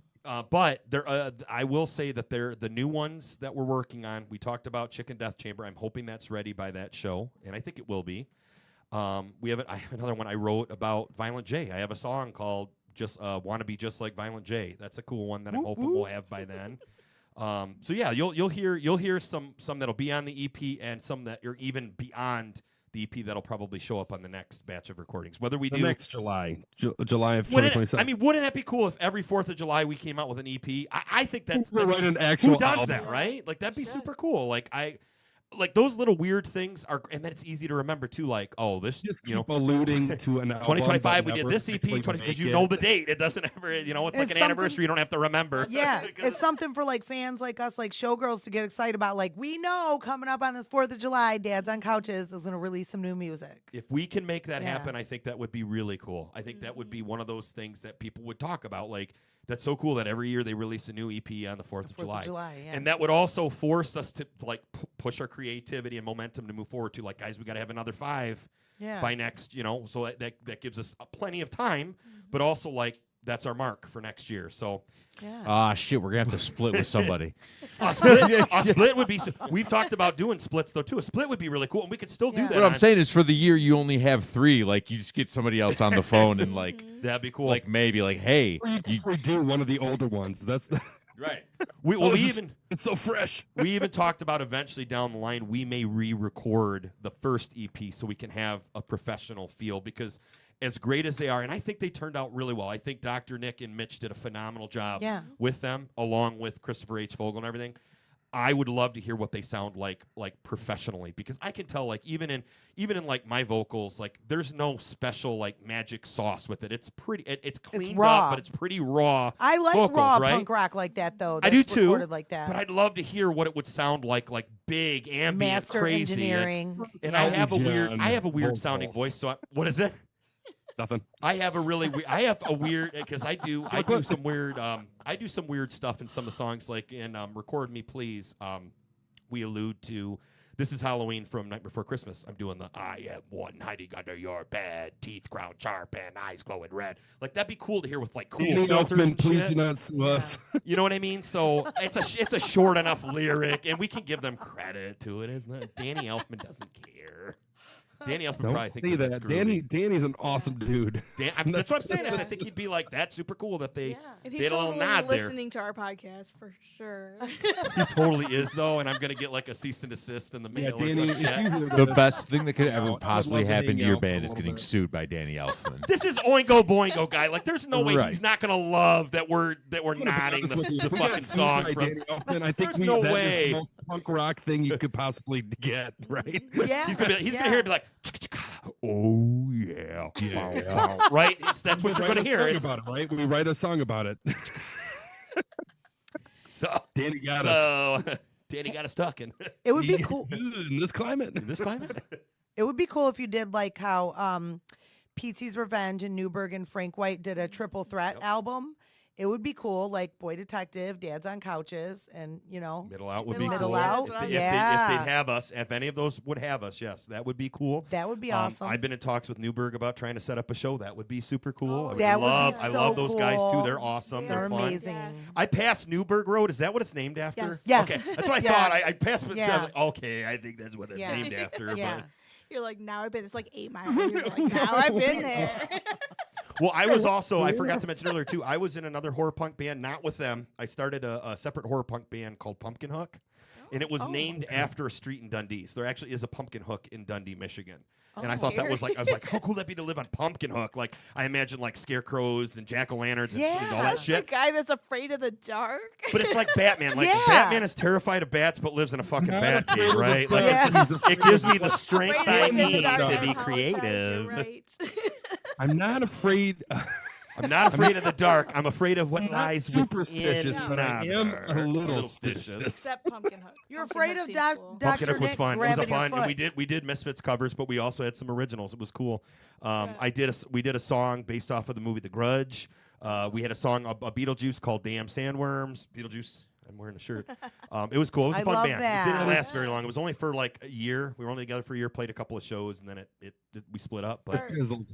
all It these, fizzled. like, the Pumpkin Hook is other legit. bands you're talking about, like, is this stuff we can find out there still? Like your Yeah. Spaghetti Zombie stuff? Like, is it like on Yeah. like Spotify? Okay, so Spaghetti Zombies, I think it's on Bandcamp, isn't it? Bandcamp? I think Spaghetti Zombies might be actually, but we as Capual we redid the Spaghetti Zombies album, so you can go on Capual and get that album. Because Capual is on Spotify and all the big Okay. streaming platforms. So if you go to Capual, there is an album on there called Surgeon General's Warning, and then there's the One More Empty Grave 10-year anniversary edition, and that's us literally just redoing the whole album from Spaghetti Zombies, song to song.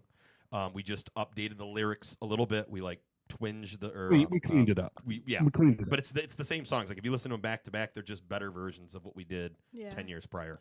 I don't know if I'd say So- better. There were some winners on that first album. Yeah, and we did it all in a recording studio in one day. We had a recording studio at the time. It was called Pro Sounds, and they had this deal where like you could record whatever you wanted in one day that they were that's open. cool. So we spent the whole day from the time they opened until they closed, and we did a whole full length album. And I love that. And it sounded great. Like they did a good job of it. So Yes, I think that I agree with you, Dr. Nick. I think that is on Bandcamp if you check out Spaghetti Zombies. If not, go on Spotify, listen to Capual, One More Empty Grave. It's a really cool, album. And I have listened to some Spaghetti Zombies. I don't remember which songs, but like when Betty mentioned it, I went and listened to it. I loved he did it. talk about it a little.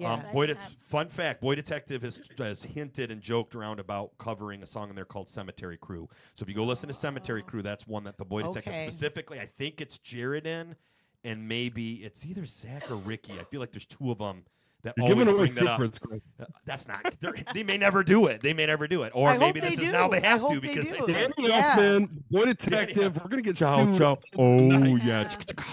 Bow, bow, bow. Yeah. So you love I Beetlejuice, I love Beetlejuice. and you're wearing the shirt. Love so Beetlejuice. I have a fun. I took my kids to the Beetlejuice musical. I heard it's amazing. I have not seen it yet. So let me tell you something. If you take your children, It's not I necessarily didn't PG. expect it to be so Beetlejuicy. So Beetlejuicy. So he literally, grown-ups? like, I had Olivia and William there, and he's like he's out there making jokes about like spraying his cum all over the crowd. Yep. He's a And pervy I'm horn like, dog. oh my gosh! And there was a Did giant you, dildo on stage. Did you miss the first movie?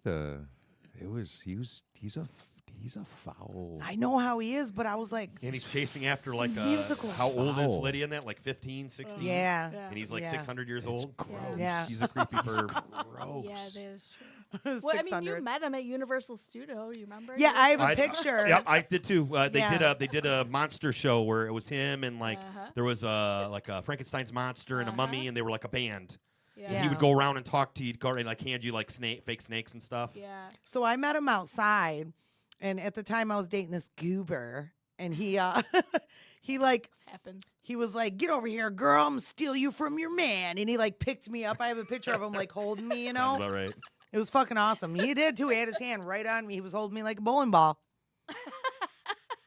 I was like, he's really dirty, even at That Universal weirds me out a Studios. little Yeah, bit. he was in character for real. He actually Yeah. did the same thing for Chris too, and Chris liked it. He's like, Yeah. "Oh yeah, hold me like a bowling ball." Did he hold you like a bowling That's ball? exactly what I said. Yeah. Please, Beetlejuice, hold me like a bowling Yeah. ball. That's what I said to him at Universal Studios. Like a drum. Awesome. Yeah. Dude. It's working for both of us. She wasn't expecting it to be actually Michael Keaton in the makeup. What if it were though? What if it was Michael Keaton the whole time? I'd let That'd it be happen. cool. That'd Let be it cool. happen. That'd be nuts. That'd be cool. I saw one where Johnny Depp did like the pirate, like in the actual Pirates. Like, Isn't that crazy? And I was like, he was just like Yeah. standing there for real. Could you imagine being one of those people to actually get to see that? Like, That's wild. I love Johnny Depp. yeah, I love Johnny it. Depp. Like, I love. oh, man. So let me like this is totally off band related, not punk related, but one of my favorite movies of all time is Drop Dead Fred. I have seen it twice, I think, in my life. It's class. Pelto, have It's a good you're over one. there. So what? That is I a remember, weird. I'm Like, familiar. I love He's that a movie. he's a like dorky British guy. He's and an he's imaginary like friend. and he's like Yeah. he like picks his nose and like he's all over the place. Yes, Yeah. Calls her booger face. Yeah, Yeah, I- snot face. Snot face, that's Snot right, snot face. face. Yeah, I do remember that movie. It's been a long time since I've seen that. I haven't love seen that it in a movie. while. Yeah, I did used to like that one. That was good. it's a I it's a used to classic. like that one. I used to like that one in my 90s, but My- 90s days. Yeah, anymore. way back in the I've day. matured. I've matured. It was a simpler time in the 90s. I only watched. Kinda was. It really was. It was. It really It was. was. Life It seemed a lot was. easier in the 90s. I don't know. I kind of miss it a little. They're bit. not though. It's a lot of I scary miss stuff it. happened in the 90s though too. If you do your Yeah, I guess it's true. There's a guy I follow on TikTok that's like, everybody says life was so much better in the 90s, but let me share this. And then right. you're like, It's about to oh my ruin God, all that life. shit happened in the 90s? I didn't Yeah. remember that. That's because I there think was the no Oklahoma social City media. bombing yeah. happened in the 90s. And like, Columbine, dude. Columbine, like Columbine. scary shit. I do Yeah, remember Columbine. I was yeah. like Terrible. just starting. I remember I think I was like 18 or so. I was just starting like a brand new job working at the hospitals and then a nursing assistant. I remember like watching it on the news. Like I was there for my physical or whatever you have to do, pee in a cup kind of a thing, you know. And I'm like that's like always like burned in my memory. Like it's just crazy. Just watching Peeing in it. a cup in Columbine. Yeah. Yes. Don't Every judge time I me, pee, I Dr. get that Ian. Columbine. You can see she has issues from that. He has issues. Let's talk about your It was feelings. very traumatic. I have Talk bigger about your issues. feelings. I feel like me and That's her. his go-to. It's why she won't pee. It's why she won't pee on road trips. She's like, Yeah. I won't go. Nope. Yeah. I'm No. holding in. Yeah. The main difference. Florida's going to be a long trip. Florida's gonna be. Oh, Debbie's gonna Gainesville. love her. She's got to pee every 5 minutes. On What the are road. what are these all these empty Gatorade bottles for? Chris? What's going on? I have plans. We're Stick not it in the stopping merch, The anywhere. boy detective merch. You're like, here you guys go. When they open it up and there's just like bottles in there. Don't drink the moon mist in the back. Right. Don't do Not it. apple Moon cider. mist is not Dude, do moon it. mist. Like on Dumb and Dumber. There, Yeah. He there's hands the no, cop. He's like, Harlan Williams. there's Yep. no apple cider Great. vinegar Gatorade. There's no apple cider vinegar Gatorade. Gatorade. Did yeah. you Real see? question: will it have bubbles? That's the real question. Depending on where you piss, That is will be if there's Full bubbles. circle. There's a lot of cyclical parts of this conversation. Yeah, It's very there's a cyclical lot to- podcast. lot to Bring it in break hot. down here. I had something. Oh, the 90s thing. The reason that the Yeah. 90s was a different time was because they didn't have social media, or they That- didn't yeah. have social media like they do today. That's why everything is so terrifying, because we're In your seeing face. multiple scary things every day, all the time, and we never Yeah. get a break This from is it. Yeah. I try to convince people of this every now and then when they're like the world, everything's just getting worse and worse and worse. I'm like, no, listen. It's always been this bad. Yeah. Yeah. And we just have no proof. We Yeah. had no way to prove it. And now And we do, and it's in your and face. Now and- everybody has a Yeah. camera, and everybody has a way to put what they shot on that camera in a place where you can just go and see it, and See it's it. everywhere all the time. And yeah, so no, that's not it. It's actually getting better at tiny little inches at a time. It's just also hard to measure that part too. I agree I'm with you. glad that It's- you like brought that up because I had some MAGA idiot art. Like he just popped in my. He saw me say something like "fuck ICE" or something on a comment, and he popped in my inbox, and he was like trying to diss me, and he was like trying to stand up for ICE, and he was like, "You must support like rapists and murderers," and I'm like, "Yeah, these 6-year-olds are detaining are really like out here committing crimes." Like I was trying to prove my point to him, and then he was like, "Shut up, you band member wannabe." He was like trying to diss me and Christine like Showgirls shit, but he was saying like, "Well, don't you think if all these bad things were happening, like he thinks like the stuff I see on the internet is like mostly AI." And I'm like, no, a lot of this is like real footage. He's like, don't you think they would show that on the news? I'm like, no, they don't want to show you the bad Yep. shit. Yeah. Yep. They're picking and choosing what to put on there. Yeah. Yeah. The silver lining to this is at some point, though, this is going to end, and all those people are going to have to answer for themselves. Yes. You talked earlier about how Yes. things are getting better. The reason that they are getting better is because of things like social media. It's forcing people to be accountable, whether they Yes. like it or not. That's and right. they might Yes. not be right now, but they're going to have to square up at some point. It does. There is all there the list of things to complain about the social media culture is long, but also Yes. also the places that monsters have to hide are shrinking all the time. Yep. I love Yep. that. Accountability. Because when when whoever it was that was in charge of Syria was like basically dropping chemical weapons on their own people, they were the people who were in these cities were like uploading the videos to YouTube or whatever, and they're like the government was like actively trying to like keep like find those videos and shut them down. Yeah. And there were like people set up in Switzerland who were actively searching YouTube like every 30 seconds, like had like bots set up to be searching for these videos to grab them and record them so that even if they get taken down 2 minutes later, they already Somebody got it. has Like it. we Yeah. already Yeah. got copies. It's too late. Yep. So And when yeah, it's the good parts are hard to measure. Yeah. That's and, all. And Dr. Nick, when these ICE agents get fucked up in their head because they realize how horrible they were, you're going to have a lot of new patients. Yeah. Yeah. Well, yes, absolutely. I already have a lot of patients that are terrified that they're going to be deported for no reason. So That's Yeah. very It's sad. sad. That's It's wild. very sad. there is quite a plethora, and again, this we can sit here and point fingers, and don't get me wrong, some of these people need to be held accountable. But at the end of the day, what is sad for me is that we're going to have generations of psychological torment that has to be dealt with, and that's where we talk about suicidality and stuff like that. It's like we can't even put a number to how many people have been affected by this, nor should we. And it's the same thing like when COVID happened. Like the fact that I am still seeing families dealing with someone who died during COVID or the aftermath of COVID. Like what I don't think a lot of people understand is like trauma doesn't just stop. Like yes, don't get me wrong. Like something like a school shooting is terrible.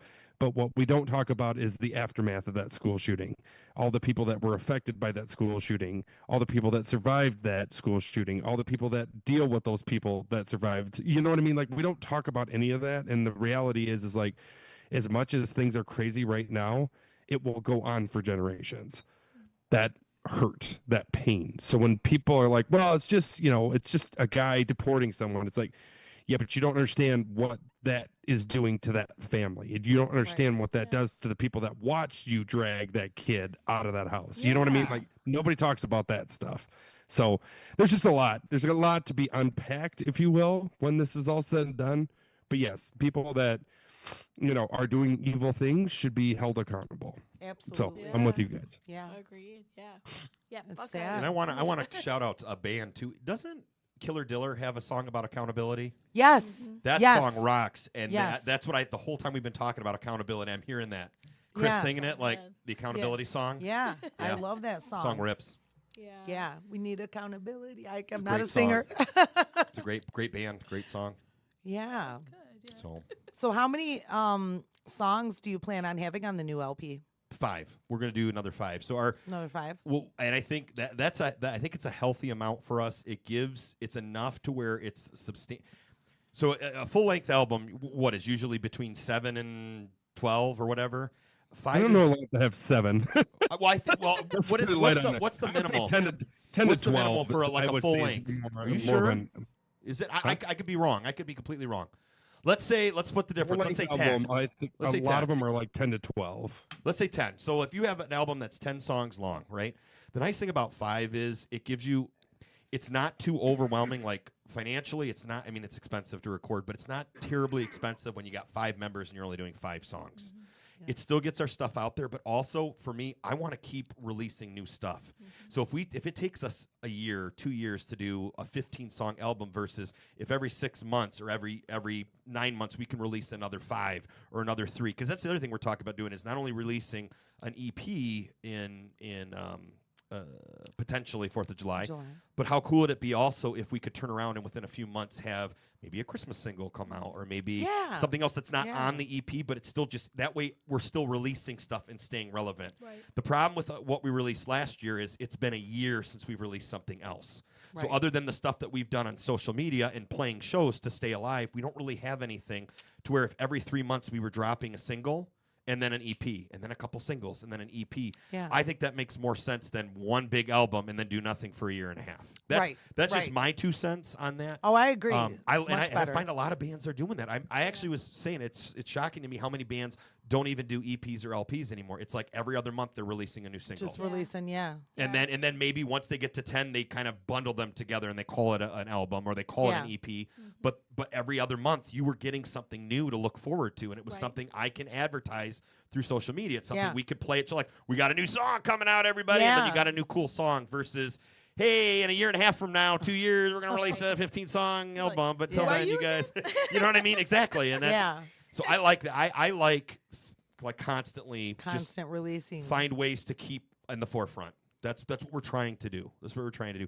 The first year we were a band, because it was a new hat for us. We were struggling with scheduling and stuff. It was tough. So I feel like now we have the right momentum. We were jumping between members, and that too. As a band, that's a nightmare to get out of. To have. You think of like hands in the cookie jar, right? You get this person in for 6 months and it doesn't work out for whatever reason, and then you almost have to start fresh again, and then you got to redo it again, and then you got to figure out who's in charge of what. And so the first year to year and a half dealing with going with this member and then that member's gone and whatever. Now that we have pretty much a set membership, if you will, like it's a lot smoother. We'll just put it that way. We have in my opinion, we have the right 5 people in place. We get along really well. We're fun. That's awesome. We kind of think the same. I think we have the right people in place, and everybody's contributing. Everybody's working super hard. And of course, there's times that we butt heads, and of course, there's times that we don't see eye to eye on certain things. But I would say the main goal of what we're trying to achieve, we're all on the same page. Creative differences. It's and that's always going to be in any band. There's always going to be egos bumping. That's just part of it. Because it's like if you can make it cohesive and like come to agreements and stuff, like that's kind of important. That's definitely important. Because I'll be the first person to admit that there's been times that I've like died on a hill because I'm like, it has to be this way, or I want it to be this way. Like, so I get it. But the problem is when you got 3, 4, 5 people, it starts to like everybody's kind of muddying everything and over each other and stepping on toes, and it's like we just gotta like pick a lane and stay in it. You know what I mean? So, but no, I honestly think we have the right people, and I'm very, very proud of everybody in my band. Everybody's doing a phenomenal job. We're not a shitty band. We're not a shitty garage band. We sound and this is you guys are great. I try really hard not to toot my own horn because I'm really uncomfortable with like boasting. But I'm super proud of what we're putting out. I'm super proud of what we stand for. I'm super proud of our artwork. I'm super proud of our equipment. We don't play on shitty equipment. We have like AAA top quality equipment. We're getting decent shows. We have our first really, other than the Boy Detective, we have a CKY coming up. I was trying to get us on a Men's Zingers show. Like I would love to open for the Men's Zingers at some point. Which, fun fact, the promoter of the CKY show also is the promoter for Men's Zingers. So I'm hoping we do good enough that he'll be like, let's get you in Men's Zingers next time. So I see big things happening for us. We're right now we're in that phase of like, let's get this EP out. Let's play these shows. Let's keep moving. Let's keep the momentum going. And we are. And then in the meantime, we're doing a lot on social media. We're trying to do podcasts. We're trying to do interviews, like anything we can to keep. We're here. Dads on couches. We're here. Dads on couches. We're here. Because that's my biggest fear is if we don't keep doing that, it's going to be, who the fuck are these people? Why do I care? Yeah. You know what I mean? Yeah. So that's why I always like really appreciate opportunities like these because this keeps our name out there. This keeps us alive. This keeps us moving. Because that's the other beauty of our band is, and I said this in a recent interview, family is first for us. So there are times we can't play shows because our kids have stuff going on. Right. I'm sorry, our kids are more important. Yeah, we get it. But we get it. Yeah. If the planets align just right, we could go 2-3 months without playing a show, and that sucks. But if we're on social media, if we're responding to people's stuff, if we're doing podcasts in the meantime, if we're coming out with new artwork, TikTok's a new thing for me. Like I'm really, really hitting TikTok hard right now. We didn't have one for the longest time. I'm more comfortable with Facebook, Instagram, and YouTube. So those are kind of my main 3. Yeah. In that order too: Facebook, Instagram, YouTube. But I see TikTok is very valuable right now, and a lot of people are using it. And the beauty of TikTok is usually it's a 10-second video clip. So if I can get new people to listen to our stuff with these short video clips, why not? You know. So I'm trying a little bit of everything. We're doing goofy videos. Like that's what we're trying right now. No, that's it's all we working. can. It's It's all we working can for do. you. You know. I'm newly active on TikTok. My main thing was Instagram, but one thing that I think I do differently is I always bring friends of mine that aren't punk or ska heads that listen to like other music, and I bring them to shows and they like it. Like a good friend of mine, Aaron, he's like, oh, if it's a Boy Detective show, I'll go. So he came to the Basement, and I'm like, this is Benny's brother's band, Dads on Couches. And he was like, I love it. Like, he liked it. Yeah. And I'm always trying to bring, like, new people. Like, I have another friend that just, he was like, asked me literally, like, what is a ska? Like, what is a punk? Like, what is a ska? Yeah. And I was like, I'll what have do you one ska, mean? please. What do you mean? I'll have a cup of ska. Yeah, so like What is this? now he's actually like listening to punk rock and ska and like, you know, all the Actually things. liking it. That's liking amazing. it. Yeah, like he Word knew, of mouth is that's one of the best ways to market, right? Is I love if you old like school, us and you tell people, and then they like us and they tell people. yeah. It's Like her and I, it's the amazing. band asked us to go to the Hamtramck Blowout and pass out their flyers and stickers, and I love that. Like that's old school street team shit, you know. guerrilla marketing. Yeah, so we went out there and That's awesome. we were like, hey, they're playing tomorrow. They're about to go on tonight at midnight, and they're playing tomorrow at the Old Miami. Yep. We're like, we'll be there. Woo! You know, like trying to get them, and they all stayed, and it was awesome. Yeah. Guys, I don't know what happened to Doctor, but Dr. he's been Zorro up replaced. there. He's been replaced Oh by my God! some weirdo in a mask, and I'm really, I'm struggling to. Can we even be sure? It's This is Dr. what I'm Nick? saying. Like, who I knows don't know if behind it's him something I'm mask? supposed to fix on my end. So I could be ordered. wrong, but that looks like a ska hat with like you're like a ska bandit. Is this the ska that I ordered? Ska bandit. It's the ska doctor. I'll The- take the one Skoctor. ska to go. It's the Skoctor. Skoctor You, Nick. Doctor. you started it. I can't help it I now. bet he has a sword in his back You pocket. started it. It looks pretty cool. Skoctor Nick. Skoctor Nick. Oh, that might be the new Skoctor Nick. Nick Figaro. Move their glasses though, so the mask. We get the idea though. The mask just kind of shifted from left to right. It didn't do you any good. Yeah, it didn't work out, but you know what? It's for fun. It's for good times. I love it. Okay, yeah, you should get your own for the next show and just wear a mask like that. Yeah. I love Hero at shows, coming on a horse. That Yeah. actually might be a Yes. cool thing. I love the performances in the shows and the outfits and like just how fun you guys are. Yeah. If so you can, fucking fun. if you can find the horse costume and the other person to be the other, like the other part of the horse, Great. I will could get the gladly. guitarist to do it. I will gladly come and be a part of the horse that you Okay. ride in. Are you gonna be the bunt to or your the show. head? Listen, Dealer's choice. Yeah. Doctor's choice. I'm gonna let my mystery teammate have their All right. first pick, and Okay. I'll take whatever job nobody wants. Who again was Officer Kaporky? You? Yeah, yeah, Give it up for yeah. Officer Yeah, Kaporky. that's fun. That's super fun. I'm hoping to go to This Is Not Croydon Fest, and I told do it. Benny if I can go, I'll probably do Officer Kaporky. That'll be 'Cause great. I love Tank. I think that's one of their best songs, honestly, Yeah. from the new album. I love it. I love it too. and I it's bought brilliant. the shorts. I love it. Yep, the shorts are super At cool. That Scarlet- artwork is. I don't. Forgive me. I don't remember who he said the artist was that did it, but man, that's so cool. It's so cool. So cool. The pig with the disco ball. Yeah. The pig cop. Oh my God, it's so cool. I bought the shorts at Scala Days. I'm like, I gotta have these. These are so sick. And the stickers. Like I bought a bunch of the stickers too. I love it. With the he's got the disco ball in his mouth. And the yeah. oink chant is Yeah. brilliant. Yeah. The fact that they thought of oi Yeah. and translated to oink Yeah. was brilliant. Yeah. Yeah. So good. I He's agree. so I think we creative. were just talking about So that good. the other day, to be honest. We Yeah. were listening to it. Yeah, we Uh, were listening to it. We were like, Like, that's, I wish I would have thought of that. Like, dang. So fun fact, I actually do, and this is per his permission. Ben was like, "You do know when you come and get me, you're gonna have to be rough." And I said, "Do you want me to actually like hit you and kick you and push you?" He goes, "Please make it as real as it is." yeah. You're like, say Actually, and I less. said, "Okay," but I don't like an empath, and I'm like, "Are you sure?" Because Ben, I'm gonna hurt, like not Yeah. hurt you, but I'm gonna hit you, I'm gonna Yeah. kick you, I'm gonna throw Yeah. you around. And sure enough, like he's trying so hard not to laugh while I'm doing it. Yeah. And I'm trying not to laugh because I'm like, I'm beating the shit out of my brother right now, and he's just taking it. It's good. I love everything about that bit. It is so funny. It's a great song too. Yeah. Great song. No, somebody, I think it might have been Haley, got the footage like from like followed you down the stairs at the basement, and you literally dragged his ass out of there, and then she's got the end piece of the footage on the stairs, and he's like cracking up. Yep. Yeah, Yep. yeah. The Waste, dude, I will say this too. I was shocked. The Wastement was probably one of the best shows we've ever played because of the fact that it was in a basement. Yeah. And I always talk about how back when I was going to a lot of shows, like underground punk shows in high school, we always would go to Flint, and it would always be somebody's basement.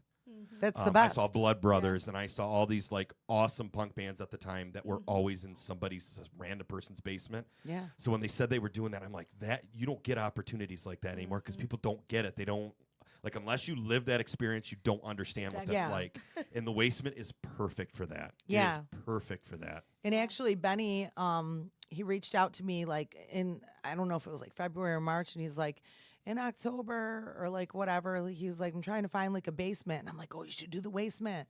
The only request I wish I would have had him, even though it was the middle of winter, turn the fucking air conditioning on. It was yeah. so hot in there. It was hot. Oh, yeah. It was so hot. Oh my gosh. It was worth it, though. It was fun. And so then worth it. The stripper pole in the middle like made So it even good. better. Yeah, Like, they that did was the pit around the hilarious. pole. Like everybody was grabbing it. Yeah. It was so good. That was probably one of the better shows that we played because it was a blast and the energy was crazy and it was So crazy. underground shows. You can't beat them. They're the best Too many. time. They're so I intimate. haven't been to one in a long time. I to be know. honest. You know, So- we're being old and everything. It's our age is showing again. Since we Authority. only we probably have like 5 minutes left, like I think we should play another Dads on Couches song, and your favorite So it's Colonel McCowell will be a fun one. It's a quick in and out yeah, one. Colonel McCowell, yeah. Colonel McCowell knows best. And it's on the one I sent you, Pelto. It's 46 seconds long. Real quick fun Oh my fact about gosh. Colonel McCowell. By the way, Colonel McCowell is based off of a fictional character in a movie called Suburban Commando out of the early 90s with Hulk Hogan and Christopher Lloyd. The movie is ridiculous. Oh, I love that. But there's a line where he's telling Hulk Hogan in order to save the family from this evil alien force, he's got to lose to win. And I always thought that was such a cool quote to say, because sometimes in life, in order to win, you have to lose. You have to sacrifice, right? Dr. Nick mentioned earlier about how we were Ellipsis. That was the first band name that we were, was Ellipsis. After that, before we were Dads on Couches, we went by Lose to Win. But unfortunately, same thing happened. We found out that there was a band that was verified with that name after we decided. So Lose to Win is that, literally that theme is based off of the movie. I think it's 1992, Suburban Commando. And the movie is really stupid. It's really bad, but it's a lot of fun. And there is like a crazy war vet in it that's telling Hulk Hogan that he's got to lose to win. And that's where that came from. I love now that. I'm gonna go watch it. I'm like adding Drop Dead Fred. I probably have to watch Beetlejuice now. Yeah. Yeah. Like Netflixing when I get home. So like we have Wait, to so say, like, is Beetlejuice, ellipsis would it have been spelled out or would it have just been ... So what we talked about doing was, like, for anything on social media, we would spell out the word ellipsis, but then any of our like marketing or any of our artwork would be either 3 dots or 3 squares. It could be 3 coins. It could be 3 moons. They're like the 3 eyeballs. Like the possibility is endless from like a marketing standpoint. That would have been cool. And I actually, if I can make a request, instead of Colonel McCowell Knows Best, if we only have time for one song, Idolatry, which was Dr. Nick created the skeleton for that. That's one of the ones on there that's actually a Dr. Nick creation. All the other ones, I believe, are Mitch, if I'm not mistaken, right? I think Mitch did all the other ones. I think this is your baby from that album or from that EP, correct? Yeah, let's Idolatry is the one I would play to end with, in my opinion. All right, let's do that one instead. Yeah. They're all bangers anyway. Yeah. You can't go wrong. Scooter has Nintendo, and Scooter spins a yo-yo. He's the coolest kid in the neighborhood. I dip anything to walk and talk like Scooter reads the fashion in his members only jacket. He's the closest thing to a celebrity, one click away from Raphael and Michael J. Fox. Look in the mirror at my reflection. I hate the boy I see. There's no question that I give everything. Star Wars poison all to one. A violent scooter shoes and feel like a ball. I just run.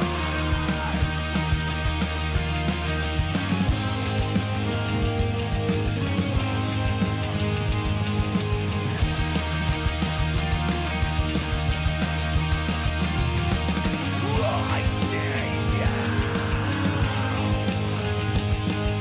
Scooter is my best friend, even though he doesn't know it.